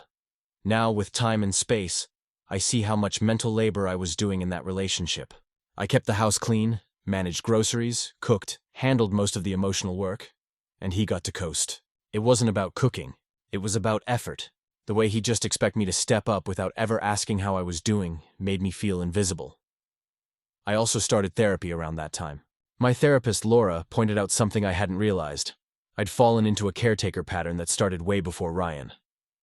Growing up, I was always the responsible one in my family. My younger brother got away with everything. My mom leaned on me emotionally, and I learned early on that love meant doing things for people. So of course I gravitated toward a partner who wanted to be taken care of. It felt familiar. That realization hit hard. It wasn't just about breaking up with Ryan. It was about breaking a cycle. One thing that surprised me most was how many women at work said, "God, I wish I had your courage. I'm basically raising my husband." We laughed, but it was that tired kind of laugh where you both know it's not really funny. The other day, Ryan actually reached out again, this time through email. He said he's been working on himself, learning how to cook, cleaning up, trying to grow. I believe people can change, but I also think he's doing it because he lost the person who used to make life easy. And I'm not interested in being someone's wake-up call anymore. I didn't reply. I've been going out more. Dinners with friends, hikes, even a little road trip to Nashville with Tara. I feel like myself again. I even started dating casually. There's a guy, Evan, who's sweet, funny, and the first thing he did when we cooked dinner together, he asked how I liked my pasta cooked, and then did half the dishes without saying a word. It's small, but it's huge. Sometimes I still feel that little sting of guilt, like I failed because I couldn't fix Ryan. But then I remind myself, I'm not supposed to fix anyone. I'm supposed to build something with someone. So yeah, I think I made the right choice. The fridge is full, the sink is empty, and for the first time in a long time, so is the part of me that used to feel like I wasn't enough. And you know what? Dinner's never tasted better. Final update. It's been almost a year since everything happened with Ryan. And honestly, if you told me back then how peaceful my life would feel now, I probably would have laughed in disbelief. When I first posted, I was exhausted, heartbroken, and still trying to justify why it was okay to want a partner who could take care of himself. Now, I barely even recognize the person who used to walk on eggshells trying to keep the peace. A lot of you told me I'd eventually stop feeling guilty for leaving. I didn't believe you at first. That guilt was so deep, like I had abandoned someone I was supposed to love no matter what. But love without reciprocity isn't noble. It's draining. It took me a long time to understand that. The months after the breakup were a blur of rediscovery. At first, everything reminded me of Ryan. The smell of his shampoo. The Spotify playlists we used to listen to while cooking. Well, while I cooked. Even the way I'd automatically glance at the passenger seat when driving home. It's weird how routines can haunt you like ghosts. But slowly, the space started to feel like mine. I rearranged the furniture, bought new bed sheets, even painted the walls of my apartment a warm cream color. I didn't realize how much of my style I had suppressed because Ryan thought my aesthetic was too girly. Now it's all soft light, cozy textures, and plants. So many plants. For the first few months, Ryan tried to stay in touch. He emailed me recipes he'd made, thought you'd be proud. Photos of himself hiking, look, I'm active now. And little comments like, I've been thinking about what you said. I ignored most of them, but there was one that really hit me. He said, you taught me how to care for myself. I just wish I'd learned it before I lost you. It was bittersweet. Because yes, part of me was proud he was trying. But the other part knew that wasn't my responsibility anymore. I didn't reply. Life after Ryan wasn't immediately glamorous or easy. I had a lot of unlearning to do. For a while, I caught myself over-apologizing in conversations, offering to help coworkers with things that weren't my job, or over-explaining my decisions like I was waiting for permission. It was therapy, and a lot of crying in the car, that helped me realize I'd built my self-worth around being useful. Laura, my therapist, said something that stuck with me. You deserve love that doesn't require you to perform. That became my mantra. Around spring, I got a promotion at work, a position I almost didn't apply for because I thought I wasn't ready. The old me would have asked Ryan what he thought. The new me didn't ask anyone. I went for it, and I got it. Then came Evan. Remember him from my last update? The guy who did the dishes without being asked? Yeah, he's still around. We've been dating for about 5 months, and it's healthy. That's the best word I can use. Not flashy or dramatic, just comfortable, easy, safe.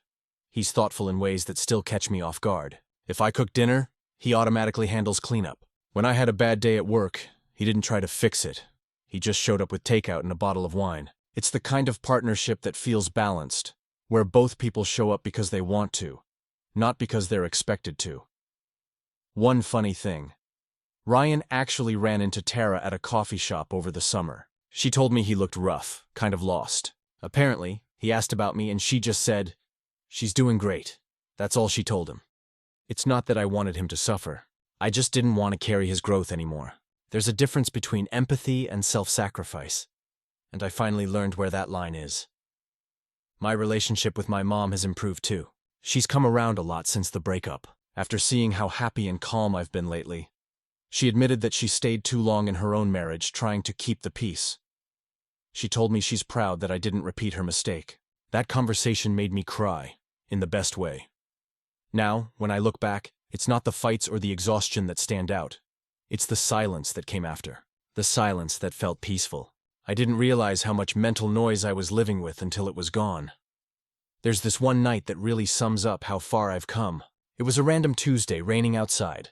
I was sitting on my couch, reading a book, when I realized I hadn't thought about Ryan in weeks. Not once, not his texts, not our fights, not the way he'd sulk when things didn't go his way. It was like my brain had finally let go of the constant background static. And then I laughed, out loud. Because for the first time, I wasn't waiting for anyone to come home. I wasn't keeping dinner warm. I wasn't calculating how to word something so he wouldn't take it personally. I was just me. I don't know if Ryan ever truly changed. Maybe he did. But I'm no longer interested in finding out.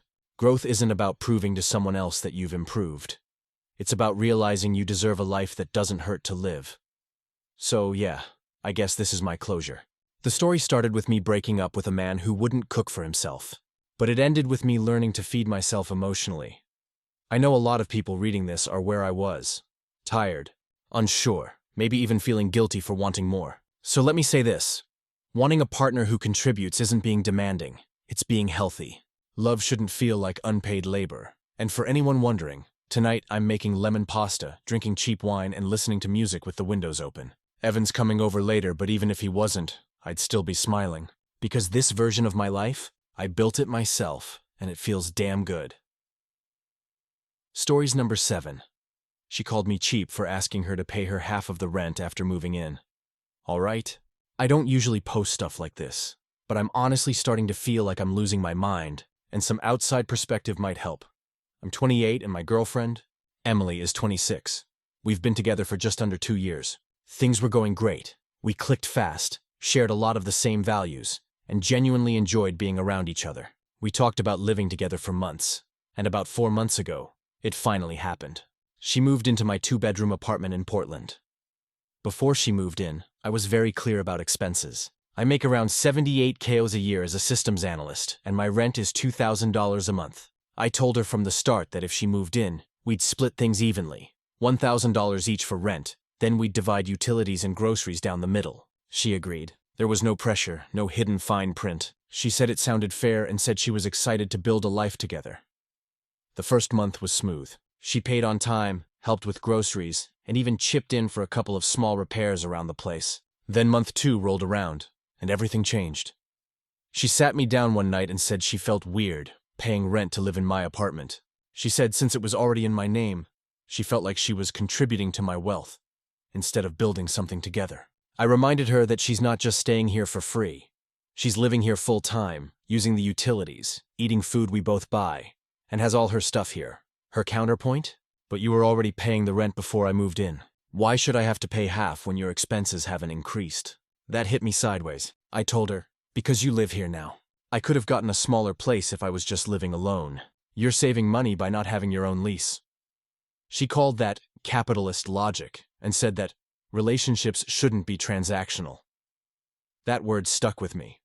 Transactional. Like I was some kind of landlord instead of her boyfriend. We went back and forth. I pointed out that if she wanted something that felt more like ours, we could get a new apartment together in both our names when the lease ends. But until then, this is what's fair. She said she'd think about it. The next day, she Venmo'd me $500, half of her usual rent share, and said she'd pay the other half once we're truly living as equals. I told her that wasn't acceptable, and she accused me of choosing money over love. For context, Emily works as a freelance graphic designer. She makes decent money, though it fluctuates. She has no debt, no kids, and no major expenses outside of her car payment and a small student loan. I even told her if she hit a rough patch with work, we could figure it out together. I wasn't going to let her struggle. But this wasn't about financial hardship. It was about principle, at least for her. What made things worse is that she started acting distant afterward. She'd make little comments like, "It must feel good having a girlfriend who subsidizes your life," or "Guess I'm just another tenant in the house of capitalism." It's hard to explain how exhausting it is to have the person you love constantly imply you're some kind of villain because you expect fairness. We started fighting more frequently. She began avoiding me during the week, claiming she needed to work late, but I'd see her hanging out with her friends on Instagram. When she was home, she barely talked to me. I tried to smooth things over by cooking dinner, buying her favorite wine, asking how her projects were going. Nothing worked. Last week, things reached a boiling point. I reminded her rent was due, and she said flat out, "I'm not paying rent to live with my boyfriend. It feels wrong," I told her. "Then you can't live here." That started a full-blown argument that lasted 2 hours. She cried, said I was cold and materialistic, and accused me of making her homeless. I told her she had plenty of options. Her old roommate even offered to take her back. She said moving out would prove I don't care about her. But at that point, I was done being guilt-tripped. I told her if she couldn't respect that this was our home, not just mine, she needed to figure out where she wanted to be. She moved out 3 days later. She took most of her things, left a few random items, some clothes, a hairdryer, a plant that's now half dead, and hasn't really contacted me since. She texted once saying she hopes I enjoy living alone in my capitalist utopia, and that was it. Her best friend, Kayla, texted me later saying I should have been more emotionally intelligent, and that a real man provides stability, not invoices. I didn't respond. It's been about 3 weeks, and I've had a lot of time to think. I've gone through every emotion: anger, confusion, sadness, even guilt. But mostly I just feel disappointed, not just in her, but in how something so practical got turned into a moral war. I didn't want a roommate.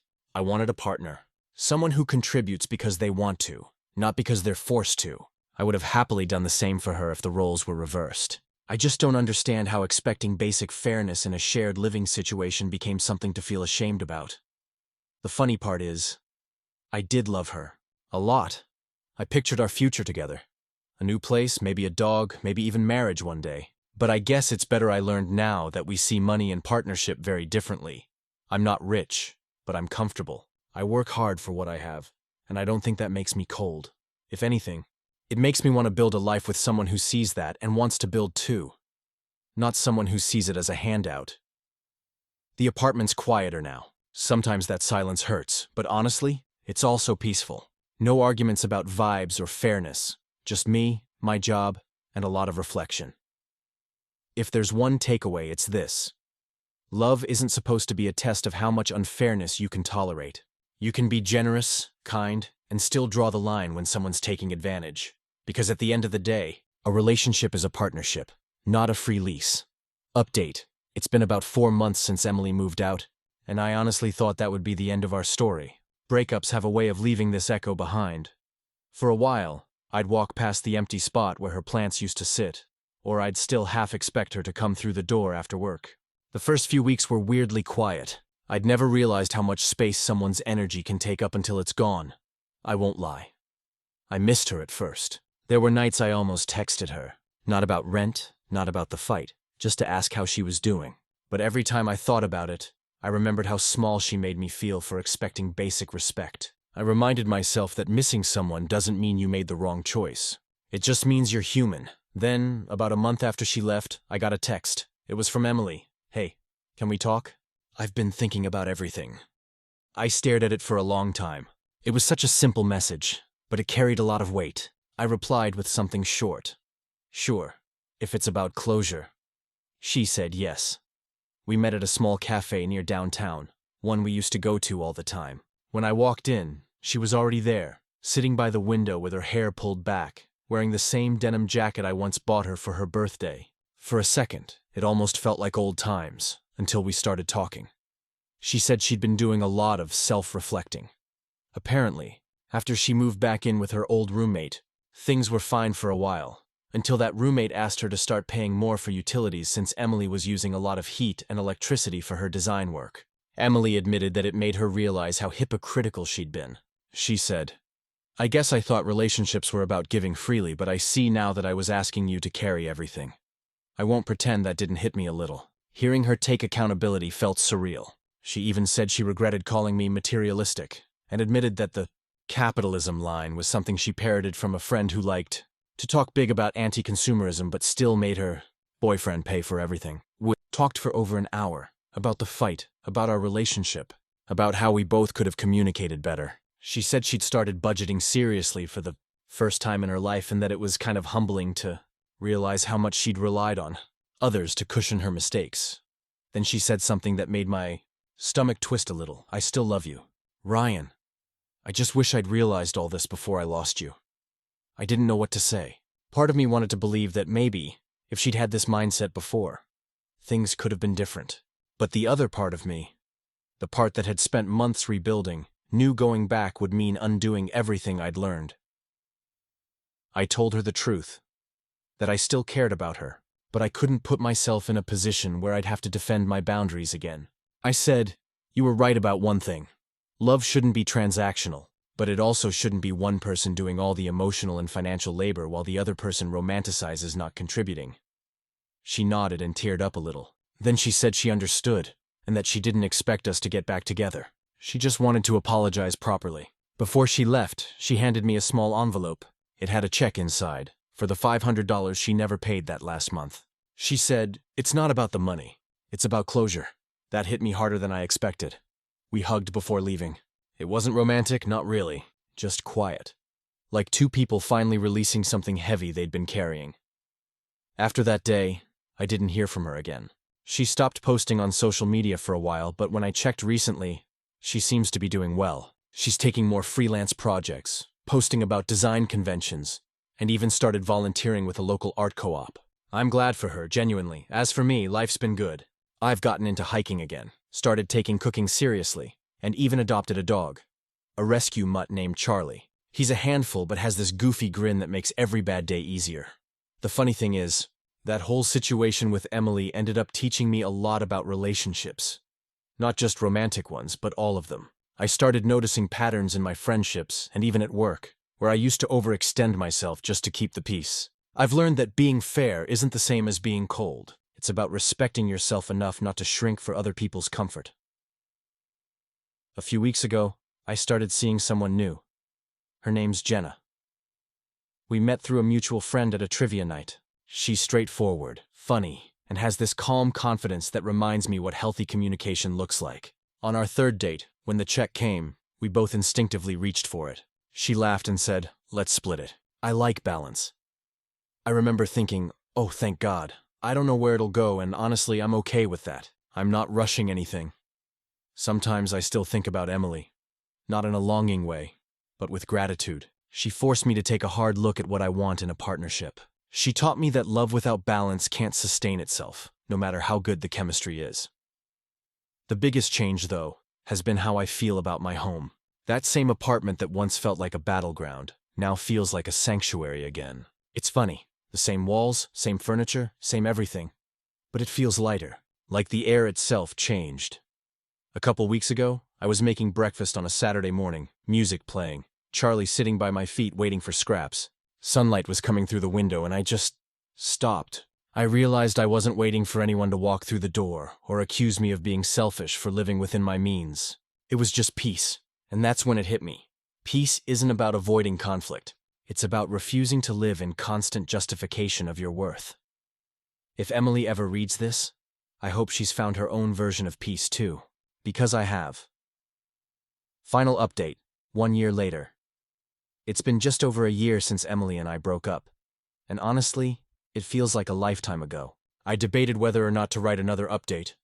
I figured most people probably moved on, but lately I've found myself reflecting on how much things have shifted. I'm in such a different place now that it almost feels like I'm talking about someone else's life.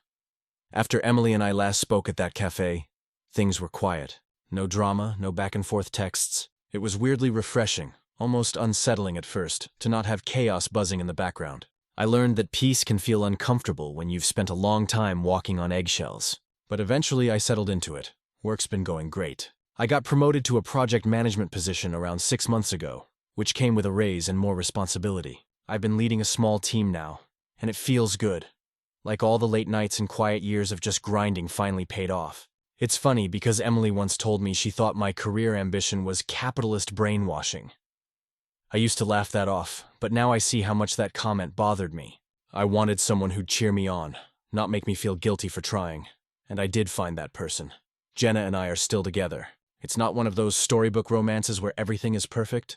It's real and steady and adult. We've had our disagreements, sure, but we talk about them. No manipulation, no guilt-tripping, no you're being materialistic arguments over rent. We share responsibilities naturally. Groceries, bills, chores. And it doesn't feel transactional. It feels like teamwork. One of the biggest differences I've noticed is how much more relaxed I am at home. I don't brace myself for tension anymore. There's laughter again. Spontaneous, stupid, happy laughter that fills the space like sunlight through clean windows. We even decided to move into a new apartment together a few months ago. Somewhere with a little balcony where Charlie can lie in the sun. When we were apartment hunting, Jenna insisted we both pick a few must-haves and compromise. She wanted natural light and space for plants. I wanted a place with good sound insulation because I work from home sometimes. We found a spot that fit both lists. That sense of balance is something I didn't realize I was missing until I had it. A couple months ago, out of nowhere, I got a message from Emily again. This time it was through LinkedIn, of all places. She congratulated me on my promotion and said she'd seen a post about one of my team's projects. She wrote that she was proud of me, and that she hoped life had been treating me kindly. There was no subtext, no weird tone, just genuine kindness. I thanked her, wished her well, and left it at that. Later, I looked at her profile. She's now doing design work full-time, freelancing with some impressive clients. It made me happy to see she'd found her own footing. I think part of both of us growing up was realizing that our breakup wasn't about good versus bad people, it was about two people at different stages of emotional maturity, but life isn't just about relationships and jobs. A few months ago, something happened that made me really stop and take stock of where I am. My dad got sick. Nothing life-threatening, thank God, but enough to remind me how fragile everything is. During that time, Jenna was incredible. She cooked meals for me when I'd spend nights at the hospital. She didn't make it about her, didn't demand constant attention. She just showed up. And that's when I realized that love isn't about grand gestures or constant intensity. It's about quiet reliability. It's about feeling safe in someone's presence, not scrutinized or diminished.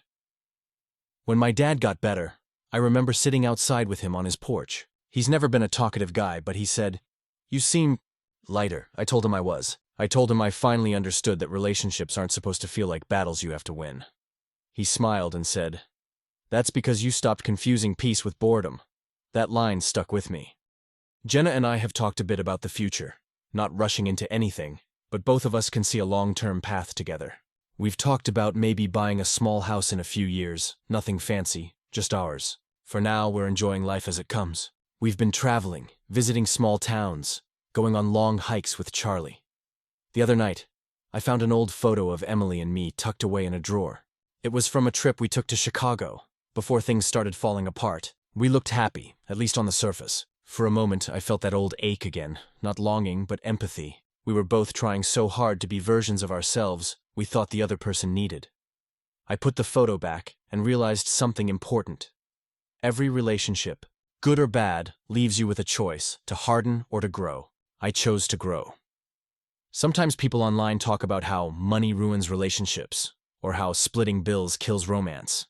But the truth is, it's not about money. It's about values, about respect, about whether you see your partner as an equal or a safety net. If I've learned anything this past year, it's that fairness isn't unromantic. It's sustainable. A couple weeks ago, Jenna and I threw a small dinner party. Nothing fancy, just a few friends, good food, some music. At one point, I caught myself laughing so hard I had to lean against the counter, and I realized I hadn't felt that kind of joy in years, that effortless kind. When everyone left, Jenna came over, put her arms around me and whispered, "You look happy," and I said, "I am." For the first time in a long, long time, I meant it completely. So yeah, I guess this is my real closure, not just with Emily, but with the version of myself who thought being accommodating was the same thing as being loving. That guy's gone. And in his place is someone who knows that partnership means meeting each other halfway. In rent, in effort, in grace. I don't think I'll post another update after this. There's nothing dramatic left to say, just that life moves on. And sometimes it moves on in ways so gentle, you don't even realize how far you've come until you look back. If Emily ever stumbles across this, I hope she knows I genuinely wish her the best. I hope she's found someone who complements her fire, not fuels her guilt. And as for me, I've finally built a life that feels like mine. Stories. Number 8. When what I thought was intimacy turned into distance. Okay, so I already know this story is going to make some people roll their eyes or call me a freak, but I'm honestly not writing this for validation. I'm writing it because I don't know where else to put this weight. Maybe if I say it out loud, well, type it out, I can finally understand how something that started as a way to connect with my wife ended up destroying us. I'm 36M, and my ex-wife, Lauren, 34F, and I were together for nearly 12 years, married for 8. We met in college, both broke and living off bad takeout and cheap beer.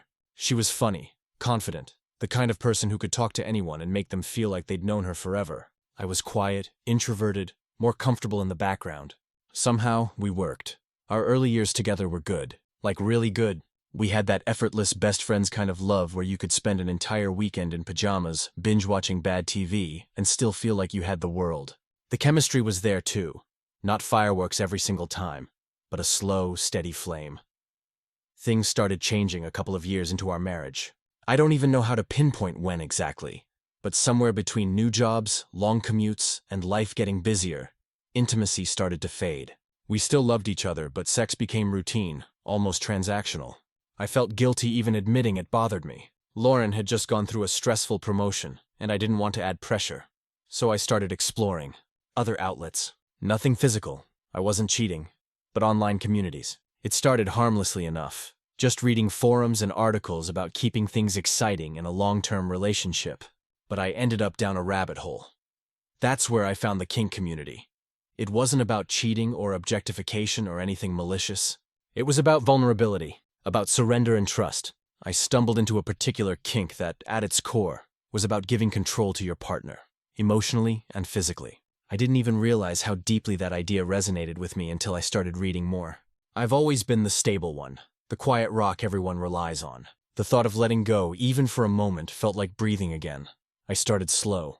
I brought it up to Lauren one night after we'd been drinking wine and watching something romantic. I was nervous as hell, but she listened. She didn't laugh. She didn't make me feel stupid. She actually seemed intrigued. Said she appreciated that I trusted her enough to share something so private. For a few months, things were good. Great, even. We experimented, talked more openly than we had in years. It felt like we'd reignited something that had been lost. Not just sexually, but emotionally. She seemed excited to take on that role, and I felt more connected to her than I had in ages. But then, things shifted. Lauren started teasing me about it. Not cruelly at first. Just jokes in passing, little comments when friends were over or when she'd had a few drinks. "Careful," she'd say, smirking. "He likes being told what to do." Everyone would laugh, and I'd force a chuckle. But inside, I'd feel this twist of humiliation that didn't feel playful anymore. Then the teasing turned sharper. She started using my vulnerability against me during arguments. If I disagreed with her or got upset, she'd say something like, "Oh, you only like me in charge when it turns you on, huh?" It sounds small, but over time it chipped away at me. Eventually, I stopped bringing it up. I stopped trying to initiate anything intimate at all. She noticed, of course, and accused me of pulling away. I tried to explain, but every conversation ended with her rolling her eyes and saying I was too sensitive.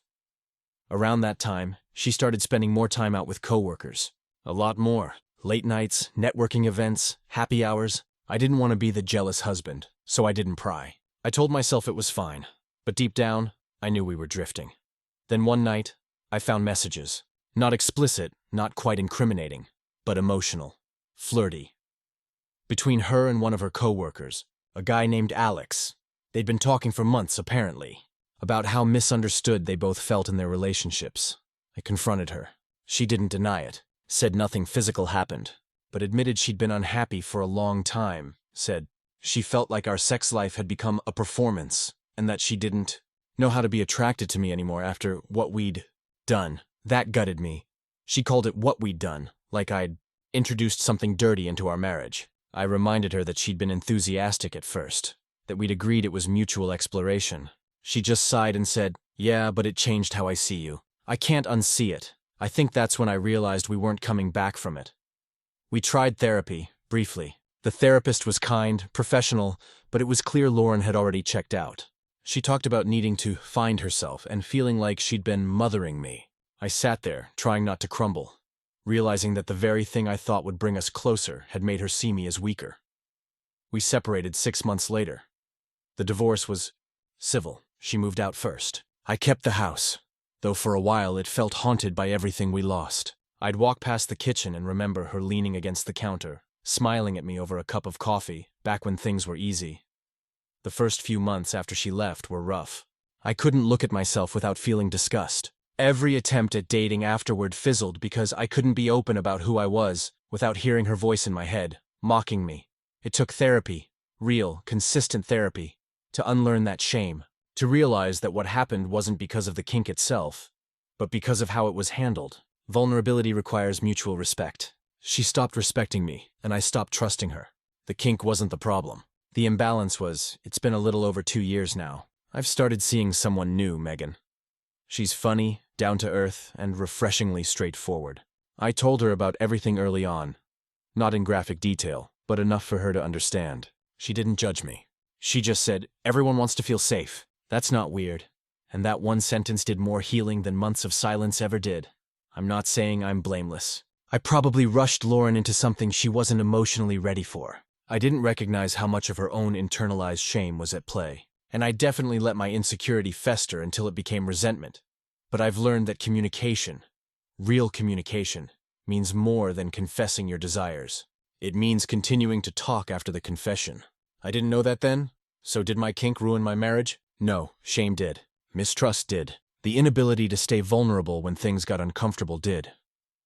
Lauren and I haven't spoken since the divorce papers were finalized. Sometimes I wonder if she's happier now, or if she ever thinks about the nights we stayed up laughing until 3 a.m., when love was still simple. I hope she's okay. I hope she found whatever she was looking for. As for me, I'm okay too. Not perfect, not fully healed, but learning. I'm learning that love doesn't have to be a performance, that you can be strong and still want softness, that wanting to surrender doesn't make you weak. It just makes you human. It's been almost a year since I wrote that original post, and a lot has happened.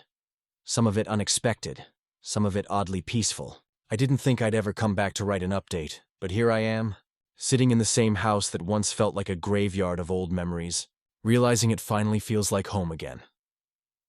About 4 months after that post, I ran into Lauren. I hadn't seen her since the divorce was finalized. It wasn't some dramatic movie moment. No rain, no slow-motion glance across the room. Just an awkward, too bright Saturday afternoon at a farmer's market. I was there with Megan, picking up vegetables and trying to pretend I knew what kale looked like when I heard my name. Ethan? That voice. I hadn't heard it in nearly 2 years, but my body recognized it instantly. I turned and there she was, Lauren. She looked good, healthy. Her hair was shorter, lighter, her style more relaxed than I remembered. She was with someone, a tall guy with a gentle smile who looked about our age. He had his arm around her in a way that was affectionate but not possessive. We talked for maybe 5 minutes, tops. The conversation was polite, almost unnervingly so. She asked how I'd been, said she'd seen through mutual friends that I was doing better. I told her about my new job, about the dog I'd adopted, about the garden I'd started in the backyard. Megan came over midway through, introduced herself, and Lauren shook her hand, smiling. It was all very adult. When she and her partner walked away, Megan gave me that soft, knowing look, the kind people give you when they understand something big just happened, even if you haven't said a word. That night, though, it hit me harder than I expected. Seeing Lauren didn't bring back longing. It brought back perspective. I realized how much I'd grown since we ended, and how much of what I carried after the divorce wasn't love anymore, but guilt. Guilt for wanting something that scared her. Guilt for letting shame dictate the way I saw myself. A week later, I got a message from her. Short, direct, but unexpectedly vulnerable. She said she was glad we'd crossed paths, and that she'd been meaning to apologize for how she handled everything. She said she'd been in therapy for the last year, and had finally realized how her own discomfort with vulnerability had caused her to weaponize mine. She admitted she'd used my openness against me because she didn't know how to process it without feeling like she was losing control. I didn't respond right away. I sat with it for a few days. When I finally wrote back, I told her that I forgave her. Not because I wanted closure or a clean narrative, but because it was true. I'd already done the grieving. All she did was give it words. We met up a week later at a cafe halfway between our neighborhoods. No drama, no tension. Just two people who had once loved each other deeply, sitting across from each other, acknowledging what went wrong. She told me she was engaged to the man from the farmer's market, his name's Tom, and that he was kind, stable, easy to talk to. I told her about Megan, about how she'd helped me rebuild without judgment. We laughed a little about the absurdity of it all, about how something that had once felt like the end of the world now just felt like part of the story. At one point she said, I think we broke because we tried to fix things by pretending to be people we weren't. That stuck with me. When I got home that night, Megan was waiting on the couch with our dog Moose, asleep across her lap. I told her everything, and she just smiled and said, "Good. You needed that." She wasn't threatened or jealous, just genuinely happy that a door had finally closed the right way. Since then, life's been steady in the best way. Megan and I moved in together a few months ago. It's the kind of relationship that feels quiet but full, like breathing fresh air after years underground. She's the first person I've ever felt safe being completely myself with. No performance, no overthinking. And here's the strange part. I'm grateful for Lauren. For everything. The love, the loss, the hurt, even the shame. Without it, I don't think I'd know how to recognize the kind of love I have now. The kind that isn't built on intensity or trying to fix each other, but on choosing each other every day. I still think about that version of myself who posted a year ago. Broken, embarrassed, confused. I wish I could tell him that it gets better. That the thing he thought ruined everything would eventually lead him to the kind of peace he'd always wanted. Sometimes we learn the hardest lessons through the people who loved us the most, and sometimes losing them is the only way to finally find ourselves. Lauren once told me that love isn't about finding the person who completes you. It's about finding someone who sees you completely. She couldn't do that for me, but in a strange, roundabout way, she taught me how to do it for myself. It's been 4 years since I wrote the last update, and I never expected I'd be here again, writing another one. Life has a strange way of circling back to remind you of the people and moments that shaped you, even the ones you thought you'd long outgrown. Megan and I are married now. We tied the knot last spring in a small ceremony in Maine. Just family, a few close friends, and a stubborn coastal wind that kept trying to snatch my vows out of my hand. It wasn't fancy or dramatic, but it was honest. I meant every word I said to her. After everything I went through with Lauren, it felt surreal to stand in front of someone who knew every part of me. The good, the broken, the vulnerable, and say, "This is who I am, and I want you to see all of it." We bought a house a few months later, nothing extravagant, but it has a big yard, an old oak tree, and enough space for Moose to run laps until he collapses on the porch. Megan set up a little art studio in the spare room, and I finally built the home office I used to dream about. There's a calmness in our days that I didn't know existed before. Quiet breakfasts, late-night walks, shared silence that doesn't feel heavy. But the real reason I'm updating isn't to talk about the marriage. It's about what happened 2 months ago. Lauren reached out again. It was completely out of the blue. I got an email from her with the subject line, "You don't owe me anything, but I needed to tell you this." I hesitated to open it. My stomach did that weird twist, like muscle memory. The same anxiety I used to get every time her name popped up on my phone years ago. The email was long. She said she and Tom had divorced. Apparently it had been coming for a while. Nothing explosive, just a gradual unraveling. She said she'd been doing a lot of reflecting, that therapy had become a regular part of her life, and that she'd been trying to make peace with some of the people she'd hurt along the way. She didn't ask for forgiveness this time. She didn't ask to talk. She just wanted me to know that she was finally confronting her own patterns. How she had weaponized control to feel safe. How she'd mistaken vulnerability for weakness. How she had projected her own fears onto me because she wasn't ready to face them in herself. The part that stuck out most was this line. "I used to think I was protecting myself by holding all the power, but really, I was just keeping love at arm's length. You were the first person who showed me what trust looked like, and I'm sorry I didn't recognize it then." I sat there for a long time after reading it.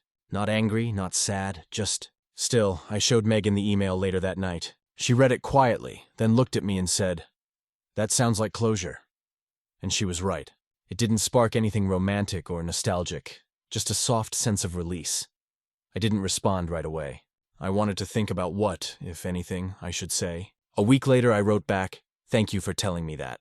I've made peace with our story. I hope you have too. We were two people trying to love each other with the tools we had, and we didn't know how to use them yet. I wish you healing and happiness, that was it. No lingering what-ifs, no emotional relapses, Just kindness sent out into the world, and an end to a chapter that had already been closed for a long time. The weirdest part is, after sending that email, I felt a physical sense of relief, like my body exhaled something it had been holding on to for years. For the first time since everything happened, I didn't feel shame or regret when I thought of Lauren. Just gratitude that it happened and that it's over. Life's peaceful now. Really peaceful. Megan and I are talking about starting a family next year, something I never thought I'd be ready for. I'm still in therapy, not because I'm broken, but because it helps me stay self-aware. I've learned that growth isn't a one-time thing. It's maintenance, patience, and choice. Sometimes, when I'm working late at my desk, I think about the version of me who once believed that love had to look a certain way, that being the strong one meant never needing anything. I wish I could reach back and tell him that love isn't about perfection or control. It's about being seen when you're stripped of all the armor and still being told, "You're enough." I'll probably never hear from Lauren again, and that's okay. She served her purpose in my story, not as a villain or a lesson, but as a mirror. She showed me who I was, who I wasn't, and who I could be if I stopped letting fear dictate what love looked like. The truth is, people talk a lot about the pain of being misunderstood, but they never mention the peace that comes after being fully known. I used to think that the kink ruined my marriage. Now I see that it revealed the cracks that were already there. And maybe that's the gift buried in all of this. Sometimes, the thing that breaks you isn't the end.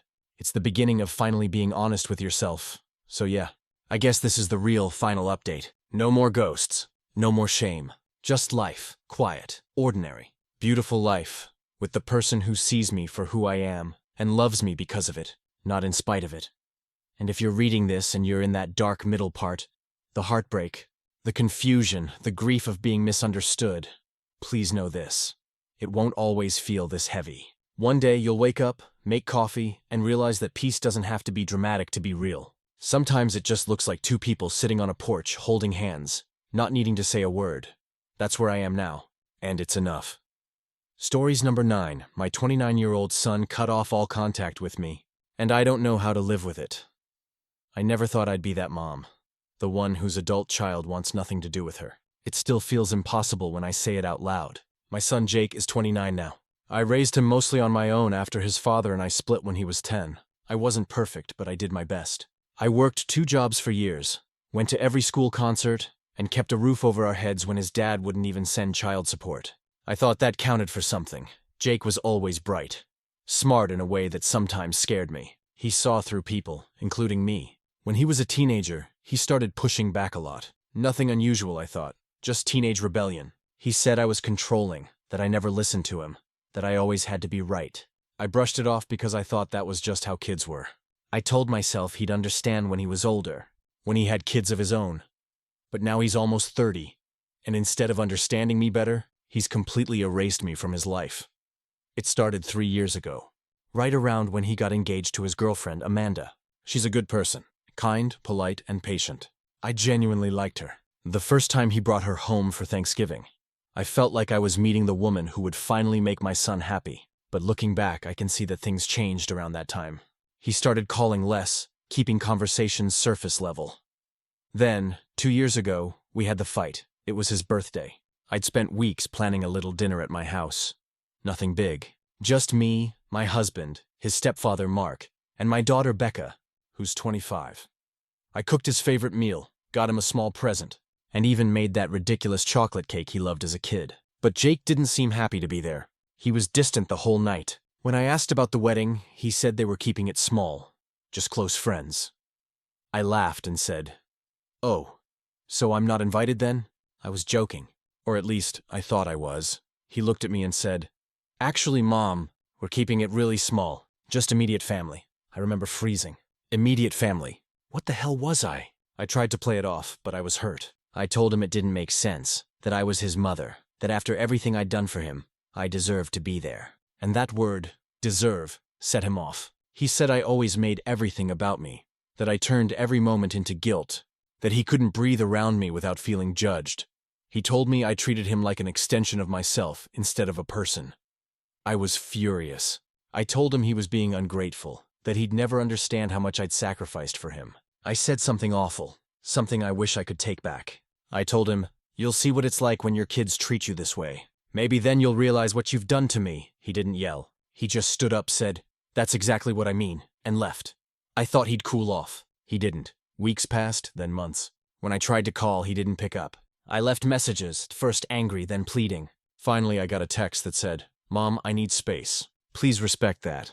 It's been over 2 years since that text. He got married without telling me. I found out through Becca, who wasn't even invited either. She only saw photos online. I cried for days, not because I wasn't there. Okay, partly that, but because he didn't want me there. Mark keeps telling me to let it go. He says Jake will come around when he's ready, but I can't stop replaying everything in my head. Was I really that bad? I never hit him, never abandoned him. Yes, I had rules.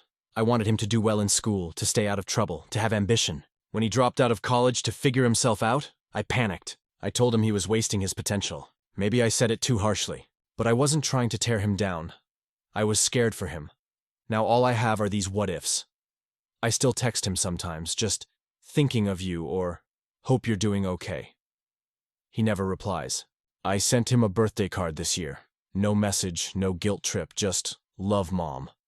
I don't even know if he got it. I heard through a mutual friend that Amanda had a baby last month. My first grandchild. No one told me. I saw a picture online by accident, and it felt like someone had punched me in the chest.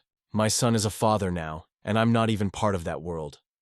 I go back and forth between heartbreak and anger. Part of me wants to scream, "How could you shut out your own mother?"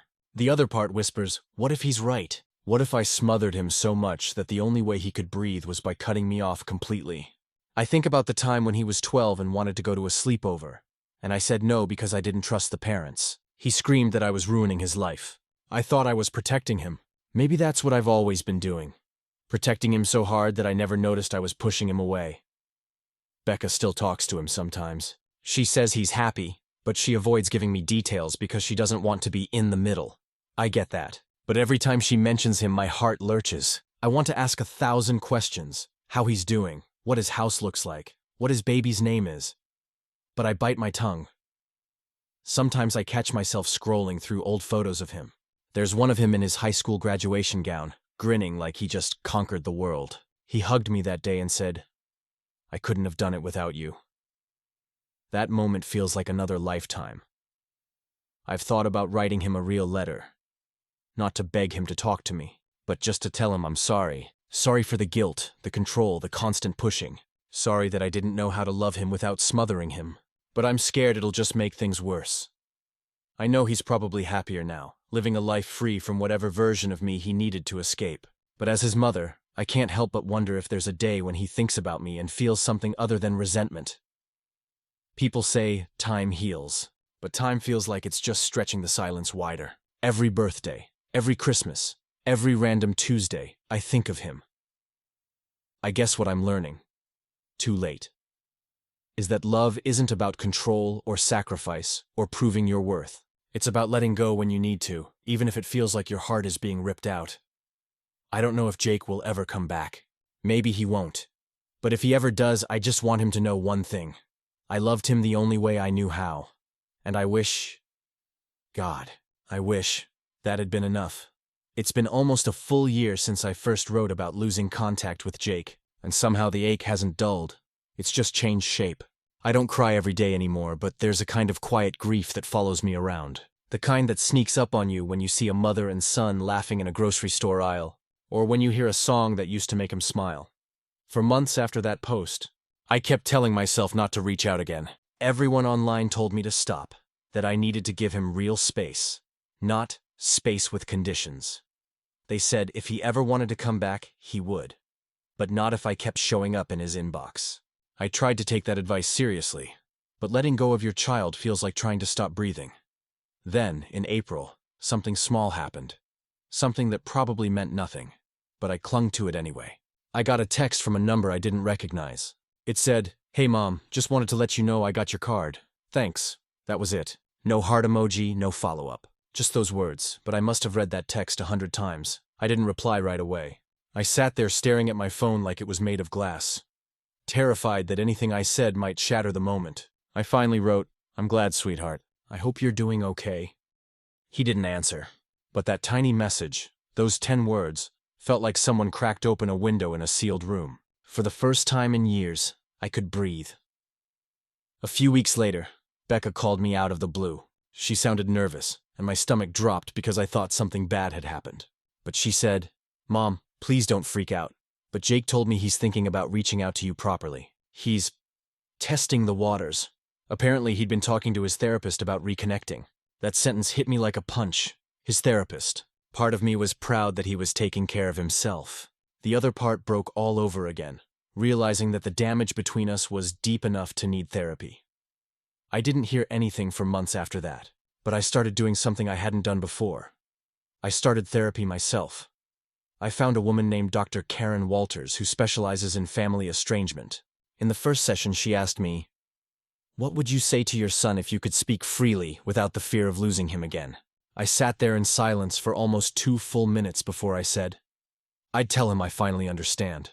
Because I do. At least, I'm starting to. I used to think being a good mother meant doing everything for your child. Now I realize it means letting them do things for themselves, even if it means watching them stumble. I always thought my control came from love, but it came from fear. Fear that if I let go, I'd lose him. And in trying to prevent that, I pushed him away completely." Around late summer, I got a surprise. Becca was visiting for the weekend, and she handed me a small envelope.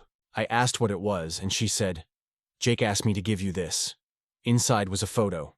Him, Amanda, and their baby. A little girl with big eyes and dark curls. There was a note on the back. "This is Lily. She's 6 months old now. Thought you might like to see her?" I don't even know how to describe what that felt like. My knees almost gave out. It wasn't forgiveness, I knew that. It wasn't even reconciliation. But it was a crack of light, a sign that maybe I wasn't erased completely. Since then, we've exchanged a few short texts. Nothing deep, just things like, "Happy Mother's Day. How's Becca doing? Hope you're staying healthy." Every message is polite, careful, distant, but real. There's still a wall between us, but I can finally see the outline of the door. Dr. Walters told me that reconciliation after estrangement isn't one big apology or emotional reunion. It's 1,000 tiny steps. She said sometimes the relationship you rebuild isn't the one you lost. It's a new one entirely. And maybe that's what we're doing. I don't expect to be part of Jake's daily life again. I don't expect to hold Lily or be in family photos anytime soon. But I do hope that one day when he looks back on his childhood, he won't only see the guilt and control. Maybe he'll see that beneath all that mess, there was love. Too much love, maybe, but love all the same. This Thanksgiving, I set an extra place at the table. Not because I expected him to show up, but because I wanted to honor the hope that someday he might. It's strange, learning how to love someone quietly, from a distance. But if that's what it takes to keep that small line open, I'll do it. Because for the first time in years, I don't feel like I've lost him completely. And that tiny thread of connection, however fragile, feels like enough to keep me going. It's been 2 more years since my last update, and I feel like I finally have a clearer view of where I am with Jake, and myself. Life doesn't give you clean closures. It gives you tiny windows of hope, and you have to learn how to recognize them. Jake and I have been exchanging short messages on holidays and birthdays for over a year now. They're still brief, but less formal. Small emojis, a question about Becca, sometimes a simple, "How are you?" I can't say it doesn't sting that I can't hear his voice or hug him, but the fact that he's responding at all feels like a lifeline. Amanda and Lily are still in the picture, and I've gotten a few photos here and there. Snapshots of Lily taking her first steps, Jake holding her in his arms, Amanda smiling. I've never felt so bittersweet in my life. It's like being invited into a world I can't fully enter, and yet I feel grateful for the crumbs I'm given. A few months ago, I made the decision to reach out more intentionally. I wrote a letter, not an email, not a text, an actual handwritten note.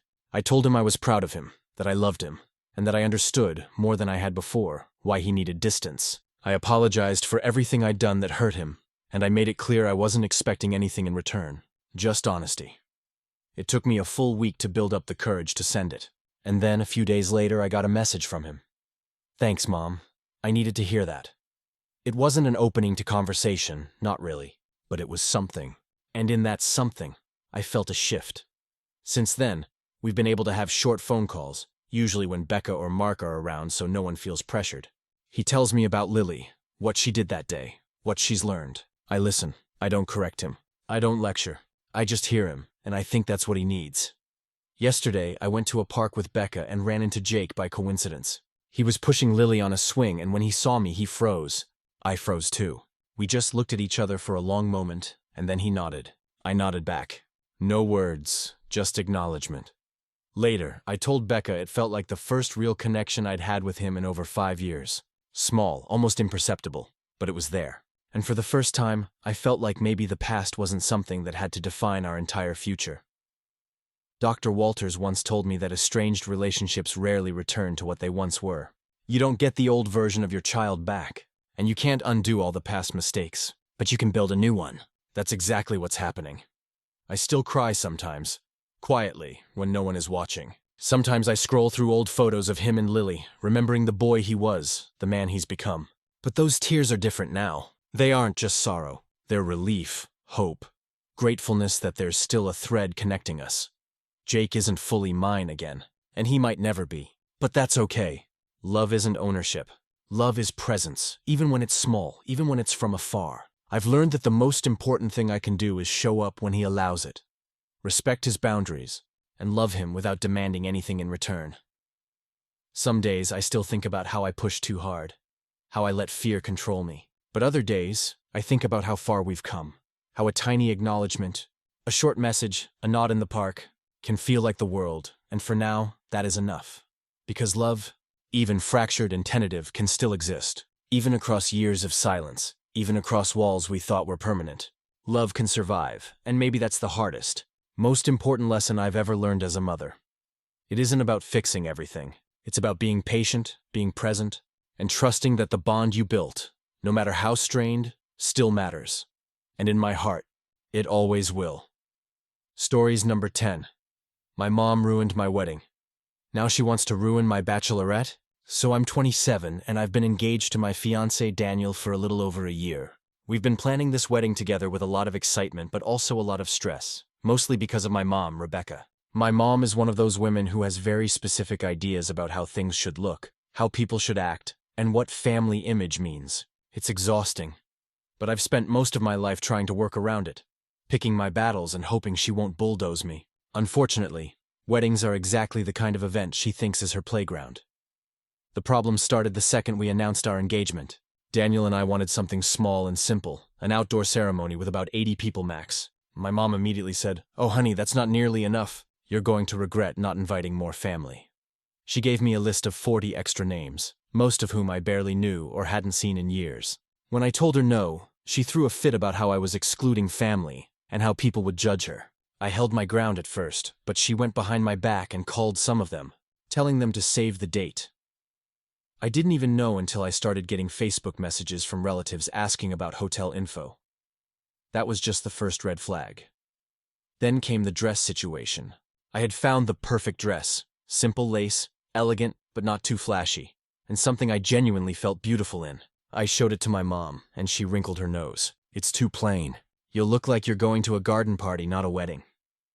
She then scheduled an appointment at a bridal boutique without telling me and dragged me there. She picked out this huge ball gown with layers of tulle and rhinestones everywhere. When I said I didn't want it, she burst into tears right there in the store and said, "You're breaking my heart. I always dreamed of seeing my daughter as a princess." I stood my ground, but it turned into weeks of her passive-aggressive comments about how I didn't care about her feelings. The actual wedding day was where it all came to a head. Daniel and I had decided to do a first look before the ceremony so we could get pictures done and actually enjoy cocktail hour. My mom hated the idea, said it ruined the magic. I told her gently but firmly it wasn't her decision. Fast forward to the wedding day. I'm standing with Daniel ready for our photographer, and guess who barges in? My mom. She literally pulled Daniel aside and told him, "Don't look yet, it'll ruin the moment." He, bless him, told her we had made this decision together, and that she needed to step out. She pouted, but finally left. Then during the ceremony, she tried to interrupt the officiant because she didn't like that we wrote our own vows. She literally stood up in the middle and said, "Excuse me, this is not proper." My dad had to gently guide her back to her seat while my cousins whispered like it was the most dramatic thing they'd ever seen. I wanted to sink into the ground. And to top it all off, during the reception, she got drunk and made a toast that was basically a 10-minute rant about how hard it is to be a mother and how she sacrificed everything only for her children. to push her away. Daniel and I were mortified. Some guests laughed awkwardly, some just stared at their plates. My friends told me later it was one of the most uncomfortable things they'd ever witnessed at a wedding. After the wedding, I tried to set boundaries. I told her, "You made our wedding about yourself. You embarrassed us, and I need you to respect that I'm building my own life now." She cried, said she was just trying to help, and then gave me the silent treatment for 2 weeks. I thought maybe things would calm down, but now she's trying to insert herself into my bachelorette. My maid of honor Katie is my best friend since college. She and my other bridesmaids, Sarah, Jenna, and Melissa, have been planning a weekend trip to Nashville. It's supposed to be just us girls, relaxing, having fun, celebrating before the stress of married life sets in. We've been really excited about it, especially because Katie is amazing at planning surprises, and I know she's been putting a ton of thought into it. Well, apparently my mom found out we're going and decided she wants to tag along. She called me last week and said, "I've always wanted to go to Nashville. I'll just book a room at the same hotel. Don't worry, I won't get in the way." I literally had to sit down because I thought she was joking. I said, "Mom, the bachelorette is not for parents. It's for me and my friends." She got all huffy and said, "So I'm not allowed to celebrate my daughter? Do you know how much money I've spent on you? The least you could do is let me be a part of this." I told her no, very clearly, but she's now been texting Katie trying to get details. Katie told me she's been ignoring her, but my mom is persistent. She even messaged Melissa on Facebook saying, "I'll make it worth your while if you tell me where you're staying." I wanted to die when Melissa showed me the screenshot. Daniel thinks I need to go completely no contact for a while, because he sees how stressed I get every time my phone lights up with her name. My dad has been trying to mediate, but he just says stuff like, "You know how she is? Just let her have some involvement." But it's not some family BBQ, it's my bachelorette party. If I let her come, she'll make it about her like she always does. She'll criticize what we wear, she'll hate the music, she'll roll her eyes if we drink too much, and she'll probably give another drunken speech about how hard her life is. The worst part is, part of me still feels guilty. That's the power she has over me. She knows exactly which buttons to press to make me feel like the bad guy. But I also know if I cave, this cycle will never end. So here I am, venting to Reddit, because apparently my mom ruining my wedding wasn't enough. She's now circling around my bachelorette like a hawk. And I swear, if I see her at the hotel bar in Nashville, I might just lose my mind, because I love her. I really do, but there's only so much Rebecca drama one person can take before you start wondering if you should have eloped in Vegas and called it a day update. So, I thought my mom's obsession with inserting herself into my wedding stuff would cool off after the wedding fiasco, but clearly, I underestimated her persistence. Since I last posted, things have gotten messier and a little ridiculous. Katie, my maid of honor, has been a literal saint through all this. She called me after my mom messaged her again and said, "Don't worry, we've got this under control. Your mom is not ruining your bachelorette." Apparently, my mom sent her this whole dramatic text about how mothers deserve to be honored during this milestone too, and offered to host a classy luncheon instead of some trashy bar crawl. Katie laughed and said, "Rebecca, no offense, but this isn't about you." I nearly cried when she told me because I felt so relieved that someone else saw how wild it was. But my mom didn't back down. She started what I can only describe as a smear campaign. She called my Aunt Linda and told her I was excluding family again, just like with the wedding invitations. Then she guilt-tripped my grandma, who left me a voicemail saying, "Maybe just let her come for one dinner, sweetie. It would mean so much to her." I had to sit there listening to my 80-year-old grandmother beg me to let my mom crash my bachelorette, and I almost lost it. Daniel was furious. He called my mom himself and told her point blank, "Rebecca, you ruined the wedding day. You are not ruining this too." He's usually calm and diplomatic, but he sounded so firm I almost didn't recognize his voice. Of course, my mom cried and told him he was turning me against her. But honestly, hearing him defend me made me realize just how much I've been bending over backwards my whole life to keep her happy. Meanwhile, my bridesmaids went full Secret Service mode. Katie set up a group chat with all of them, and they literally made a plan for Operation Nashville. Sarah booked the Airbnb under her name, so my mom couldn't track the reservation. Jenna made a rule that no one posts anything on Instagram until after the trip, just in case my mom tried to figure out where we were in real time. Melissa even volunteered to deal with any unwanted calls or texts so I wouldn't have to. These women are the best. Still, my mom kept pushing. She texted me 2 nights ago with a dramatic, "I've already bought a ticket to Nashville. Don't worry, I won't stay with you girls, but maybe we can meet for one dinner? My stomach dropped when I read it. I called her immediately and said, Mom, if you show up in Nashville, I will not see you. I mean it. This is my weekend, not yours. She accused me of being cruel and said, one day you'll have a daughter and she'll shut you out, and then you'll know how it feels.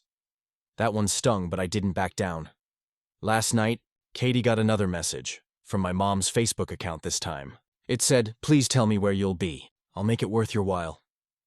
Katie screenshot it and sent it to me with the caption, your mom is trying to bribe me like this is Survivor. We laughed, but it was also kind of sad. Daniel says I should block her for the rest of the month until after the trip. Part of me feels like that's extreme, but the other part of me knows if I keep leaving the door open, she'll keep walking through it. So right now, the plan is, Nashville trip is happening in 2 weeks. All bridesmaids sworn to secrecy, no posting, no leaks. And if my mom somehow manages to track us down, Katie already joked that she'll pretend she doesn't know her and say, sorry ma'am, wrong bachelorette party. I hate that it's come to this, but I also feel a weird sense of empowerment. For once, I'm not caving. I'm not letting her guilt or manipulate me into handing over something that isn't hers. If she wants to pout, cry, or call the entire family about how I'm selfish, fine. I'd rather deal with that than sit at my own bachelorette dinner watching her drain the joy out of the room. I'll admit, part of me is bracing for her to actually show up. But if she does, she's going to find out the hard way that the bride comes first, not the mother of the bride's ego. Final update. So, the Nashville trip happened. And yes, my mom tried to crash it. I wish I could say she came to her senses, but that would be way too simple for Rebecca. We flew out on a Friday morning, and everything felt like a sigh of relief the second we landed. My girls had everything planned out, honky-tonk bars, a pedal tavern, even a spa day for recovery. For the first time in months, I felt excited instead of anxious about wedding stuff. I thought maybe, just maybe, my mom had accepted my no after all the warnings. Nope. Saturday night, we were on Broadway, wearing silly sashes and cowboy hats, taking pictures, and just having the best time. Around 10 p.m., Katie leaned over to me and whispered, you're not going to believe this. But look who's here. I followed her gaze and, I swear on everything, my mom was across the street. She was standing outside a bar, scanning the crowd like she was looking for us. My heart dropped into my boots. We ducked into the nearest bar before she spotted us. Sarah was like, oh my God, she actually flew here? Melissa was already half joking, half panicking about calling airport security. I was shaking, part furious, part embarrassed, part sad. Katie, though, was calm as ever. She said, we'll handle it. You just enjoy your night. For the rest of the night, they created a human shield around me every time we left one place for another. At one point, I swear I saw her again 2 blocks away. But thankfully the street was packed enough that she didn't get close. The next morning I woke up to a text from her. I saw you last night. I can't believe you ignored me. I just wanted to celebrate my daughter. That was it. The line had been crossed. I called her and I didn't even bother sugarcoating. Mom, you've gone too far. This was supposed to be my weekend. You flew across the country after I told you no. That's not love, that's control, she started crying, saying I was cruel and that no one appreciates mothers until they're gone. I cut her off and said, if you can't respect my boundaries, you don't get to be a part of this wedding anymore. Silence. Then she hung up. The rest of the trip? Honestly, it was amazing. Once I got that off my chest, it felt like a weight lifted. We danced, we drank, we ate our way through Nashville. Katie and the others kept checking in on me. But by the end of the weekend, I was laughing harder than I had in months. For once, it was about me, not about her. When we got back, my dad called me. He admitted he hadn't known she actually bought a ticket. He thought she was bluffing. He sounded exhausted and said, I'll talk to her, but you might need to take some space. That's when it hit me that even he's worn down by her antics. So that's where we're at. Right now, my mom isn't invited to my bridal shower, and I'm considering not letting her be at the rehearsal dinner either. The thought of her making another scene during the actual wedding makes me sick, but I also know if I uninvite her completely, it'll blow up the family like a grenade. But here's what's different now. I'm not scared anymore. I'm not walking on eggshells, hoping she'll behave. I know she probably won't, and I'm prepared to set firm lines when she crosses them. Daniel keeps telling me he's proud of me for standing up for myself. Katie says one day we'll laugh about the Nashville stakeout, and how my mom was basically doing recon like she was in the CIA. And my sister, who usually avoids drama, texted me out of the blue and said, you did the right thing. Someone had to. That meant more to me than I can explain. So yeah, my mom ruined parts of my wedding, and she tried her best to ruin my bachelorette. But the thing she couldn't ruin was the fact that I finally stood up to her and realized I don't have to keep giving in just because she's my mom. And when I look back years from now, I know I'll remember Nashville not as the trip my mom tried to hijack, but as the weekend where I finally stopped letting her run the show. Because if there's one thing this whole saga taught me, it's this: boundaries aren't selfish. Sometimes they're the only thing keeping you sane. Stories. Number 11. How do I uninvite our creepy neighbor to my son's first birthday party? So here's the situation. I'm 30, my husband Daniel is 32, and our son Owen is about to turn 1. We live in a quiet little neighborhood in Ohio, where everyone more or less keeps to themselves, except for one neighbor who has made it his mission to be very involved in everybody's lives. His name is Walter. He's in his 70s, and while I know he's technically harmless in the sense that he's not threatening us with weapons or anything, his behavior has been unsettling from the start. When we first moved in 2 years ago, he came by with a casserole and a welcome to the neighborhood speech, which seemed sweet. But almost immediately after, he started showing up unannounced. If we were grilling on the back deck, he'd wander over and pull up a chair. If I was out in the yard with Owen, he'd come stand at the fence and talk way too long, sometimes asking if he could hold the baby. At first, I chalked it up to him being lonely. Daniel thought the same and kept saying, "He's old, he's just trying to be friendly."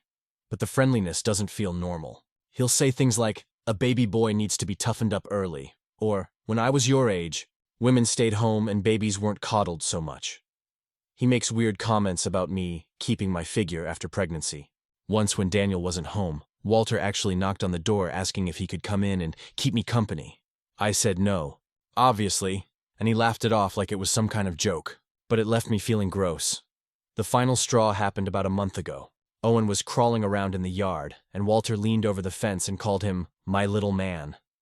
Not your little man or that little guy, but my little man. It sounds small when I type it out, but the way he said it made my stomach turn. Daniel was there too, and even he admitted afterward that it felt off. So here's where the birthday comes in.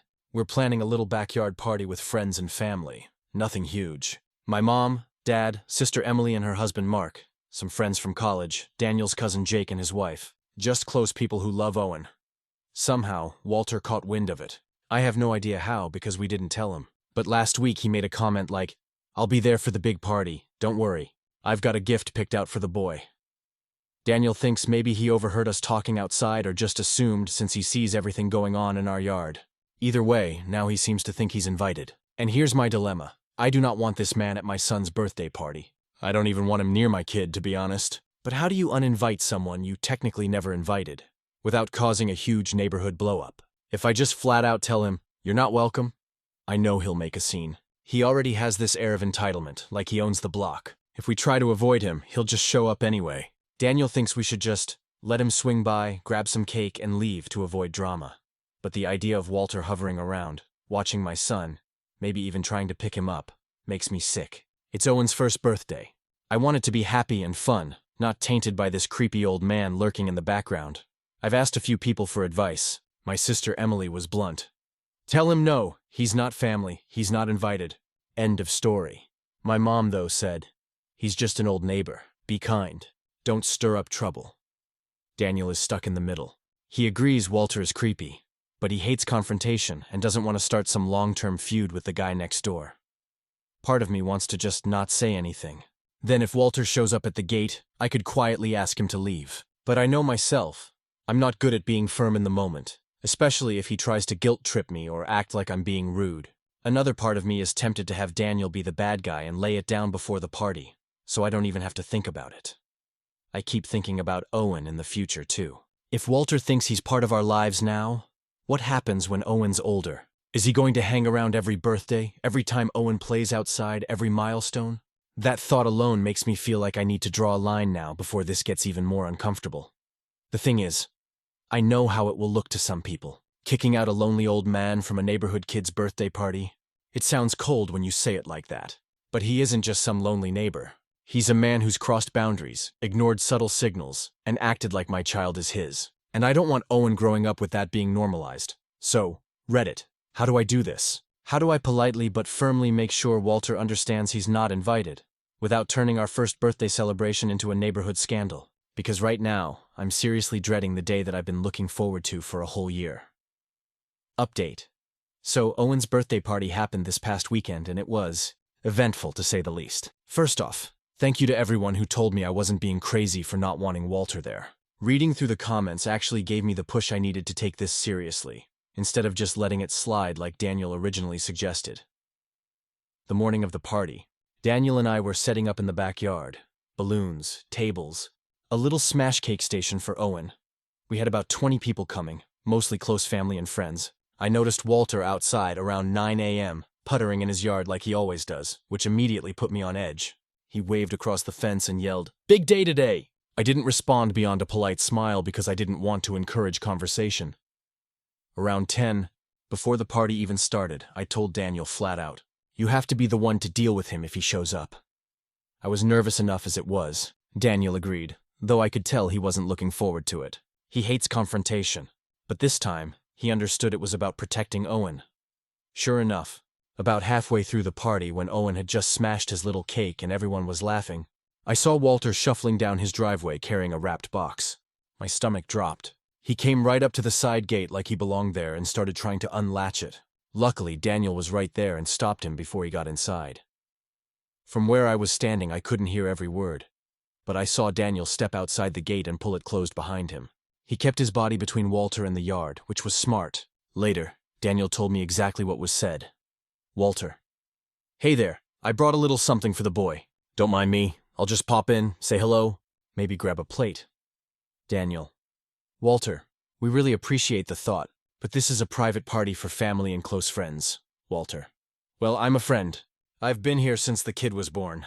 He's like a grandson to me." Daniel: "He's not, Walter. We're his parents, and we get to decide who's involved. Today's just not the day." Apparently, Walter got pretty defensive. He said something about us being ungrateful, and how, back in his day, neighbors looked out for each other. Daniel stayed calm, but firm. He told Walter, "You need to head home. This isn't appropriate." Walter stood there for a minute like he was debating whether to push past him, but then he muttered something under his breath, shoved the gift into Daniel's hands, and walked back to his house. Daniel carried the box inside, and I swear my heart was pounding like I'd just run a marathon. Inside the wrapping was a weird old-fashioned toy train set. It was used, actually dusty and chipped. Not dangerous, but clearly pulled from some closet instead of bought for Owen. I honestly didn't even want to keep it. We ended up putting it straight into a donation pile after everyone left. The party itself went fine after that. My mom noticed something had happened and asked, but we just said it was handled. Emily, my sister, later told me she saw the whole thing go down from across the yard and thought Daniel looked like a bouncer at a nightclub keeping Walter out, which actually made me laugh. The fallout came later that night. Walter left a note in our mailbox that said, "I thought we were friends. You've made a mistake. Kids grow up fast, and one day you'll wish you had someone like me around." Which, no, that crossed the line from annoying to creepy threat. Daniel and I agreed we weren't going to engage. We've already decided to install a Ring camera at the front door, and maybe even one out back.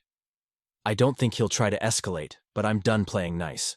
If he shows up again trying to force his way into our lives, we're going to involve the HOA or even the police if it comes to that. The good news? Owen's party was still really special.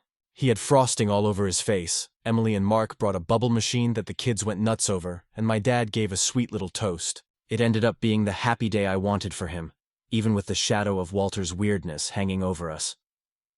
So yeah, the neighbor situation isn't magically fixed, but at least a line was drawn, and for the first time, I think Walter might actually understand that we mean it. He doesn't get to just insert himself into our family, no matter how much he thinks he's earned that role.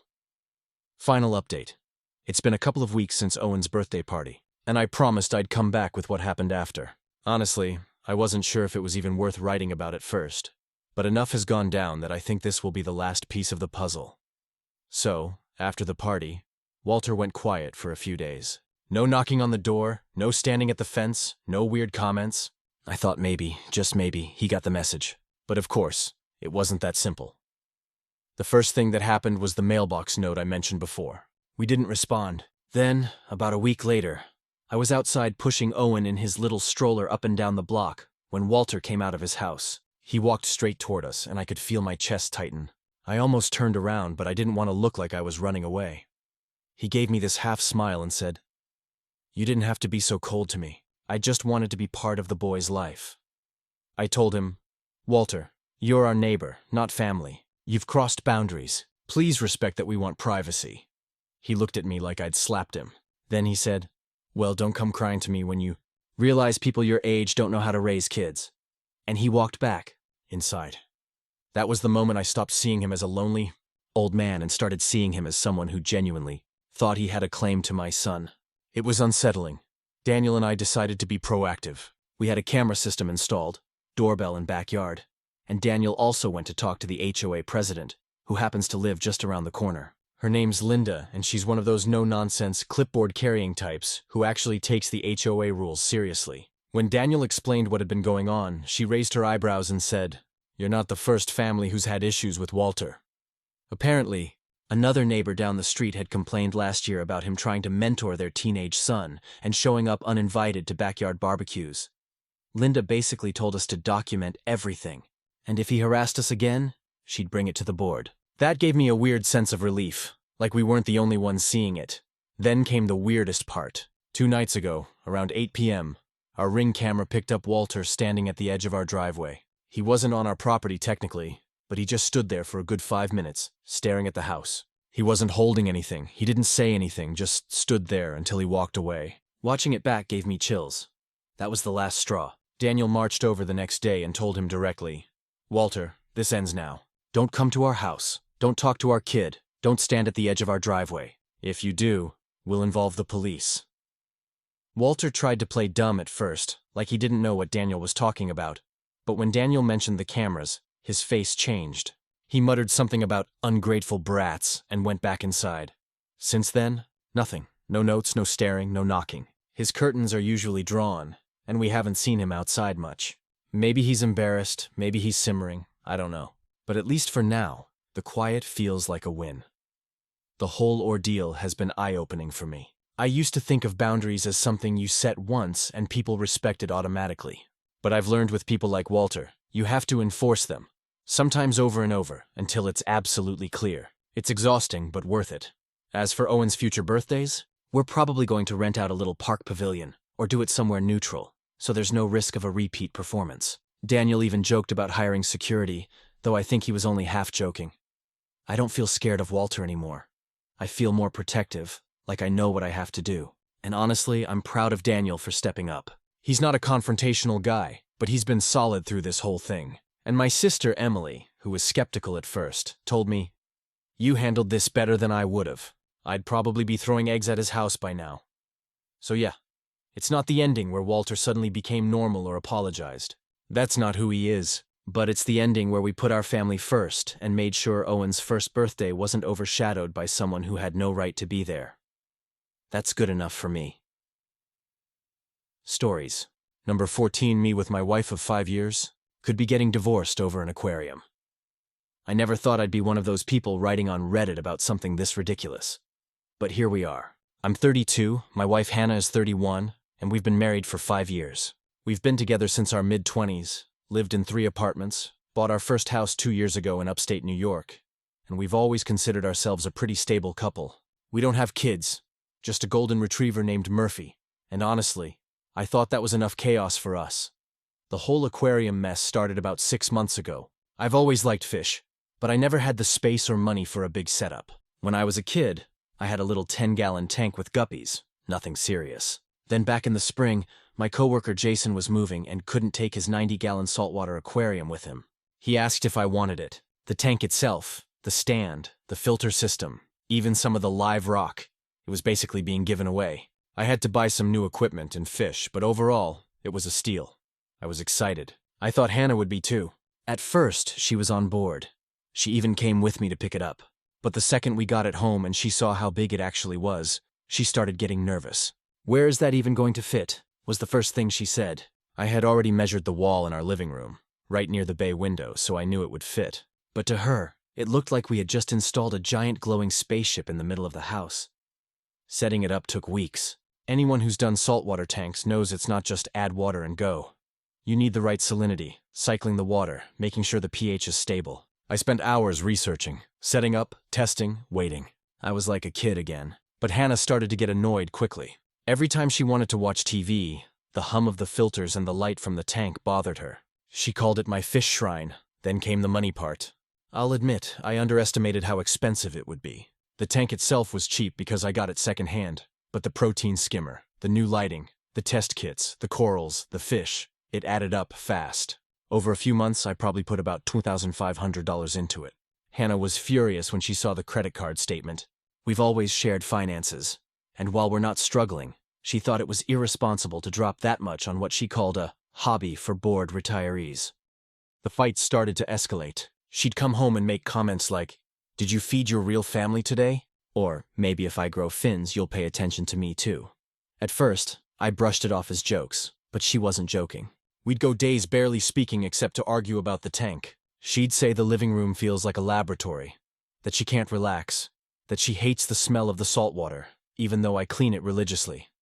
The real breaking point came last month. One of the tangs I bought, beautiful yellow tang, cost me $120, got itch. I was devastated. I set up a quarantine tank in the guest bedroom to try to save it. Hannah walked in, saw the tank bubbling away on the dresser, and lost it. She said, "I can't even use my own house anymore. Every room has a damn fish tank in it. I didn't sign up to live in an aquarium." We had one of the worst fights of our marriage that night. She ended up staying at her sister Emily's place for a few days. When she came back, she gave me an ultimatum. Either the tank goes, or she does. I thought she was bluffing, but she wasn't.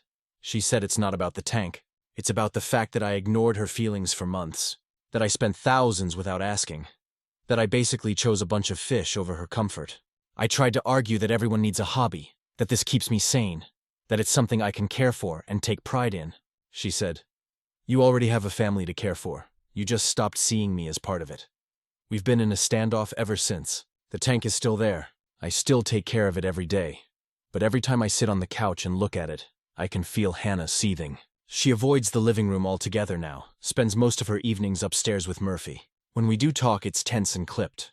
The worst part is, I see both sides. I know I should have communicated better. I know I should have set a budget instead of just swiping the card because I was excited. But at the same time, it's not like I'm out drinking every night or gambling.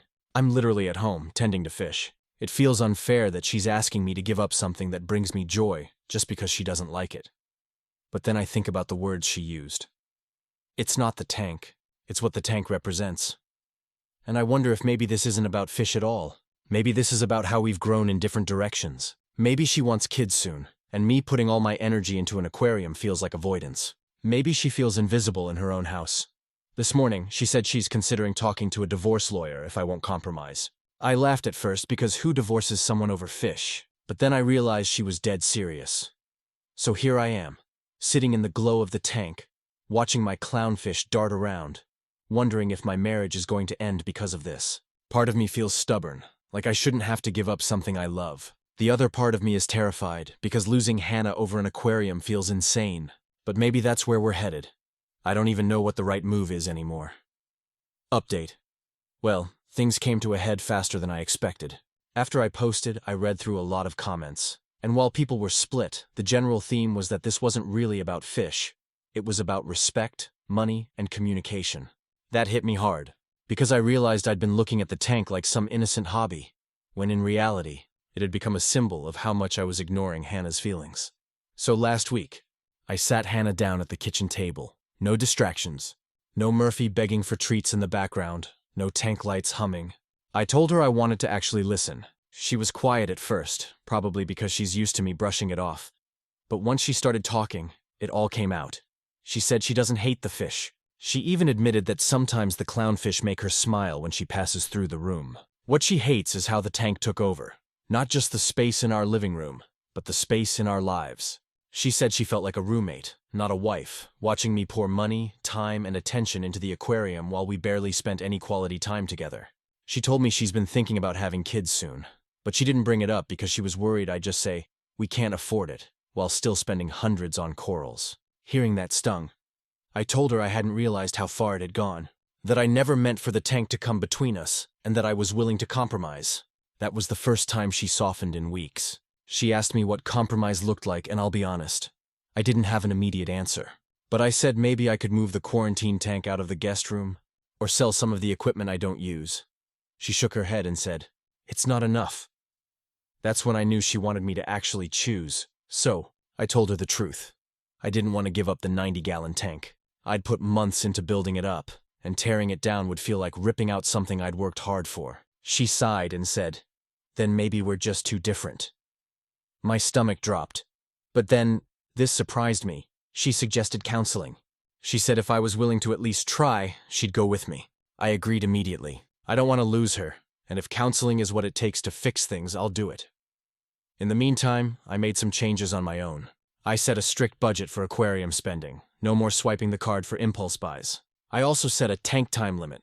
After work, I give myself half an hour to do water checks, feed, adjust things, whatever. After that, I step away and spend time with her. I even planned a date night, just the two of us, which we hadn't done in months. She seemed shocked, but in a good way. As for the tank itself, it's still in the living room, but I moved some furniture around so it's not the centerpiece anymore. I dimmed the lights a bit in the evenings too, so it doesn't glow like a UFO during movie nights. Is everything magically fixed? No.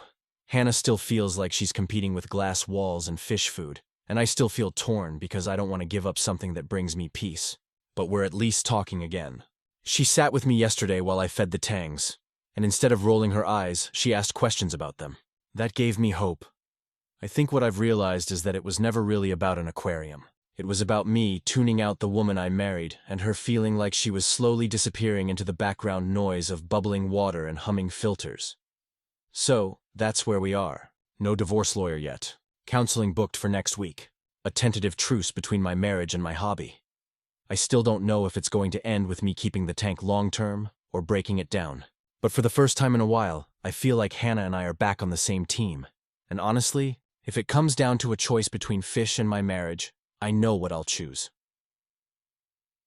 Final update. It's been about 6 months since I first posted, and I figured I owed a conclusion because the aquarium saga really did become the turning point for my marriage. Hannah and I went through counseling. At first it was rocky. I thought it would just be about the fish, but the sessions opened a floodgate of everything we'd been avoiding. The aquarium wasn't really the problem, it was just the symptom. The truth was, I'd been prioritizing comfort and hobbies over intimacy and partnership, and she'd been bottling her resentment instead of confronting it head-on. The first couple sessions were hard. Hannah said things that stung, like how she sometimes felt like a widow sitting on the couch next to that glowing tank, watching me zone out into the water. I admitted that sometimes the fish felt easier than people, because they didn't demand anything of me except food and maintenance. Our counselor was blunt. That's not a marriage. That hit me like a punch in the chest. We started making small agreements. I'd reduce the tank budget and stick to it. She'd give me space to have a hobby without resenting it. I'd plan date nights twice a month. She'd join me sometimes when I did tank chores, so it felt less like a wall between us. These weren't magical fixes, but they started to shift things, and then came the hardest choice: the tank itself. After a lot of talking, I decided to downsize. The 90-gallon was impressive, but it dominated the living room. I sold it to another hobbyist I met through a reefing forum. Watching them drain it and haul it out piece by piece honestly felt like I was losing a part of myself. But I replaced it with a much smaller 30-gallon cube that sits on a corner stand in my office. It's still beautiful, still calming, but it doesn't take over the house anymore. Hannah's reaction was worth it. She hugged me and cried and said, "Thank you for choosing us." And I realized she wasn't asking me to stop being me. She was asking me to let her back into the picture. Since then, things have been better, like actually better. We cook together more. We take walks. We're saving up for a trip next spring. She even surprised me by buying a little starfish for the new cube tank as a gift, which almost made me cry because it showed she wasn't against the hobby. She just wanted balance. Now, here's the part I didn't expect. The tank isn't the only thing that changed. I'm changing too.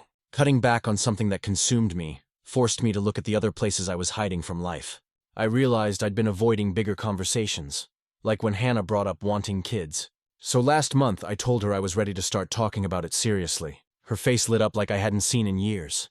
We're not perfect. We still argue about dumb stuff like dishes or bills, but the fear that we were on the brink of divorce feels far away now. The fish tank almost broke us, but in a strange way, it saved us too, because it forced us to finally confront everything we'd been ignoring. So yeah, the aquarium is still here. But my marriage is too. And if you asked me which one matters more, I wouldn't even hesitate.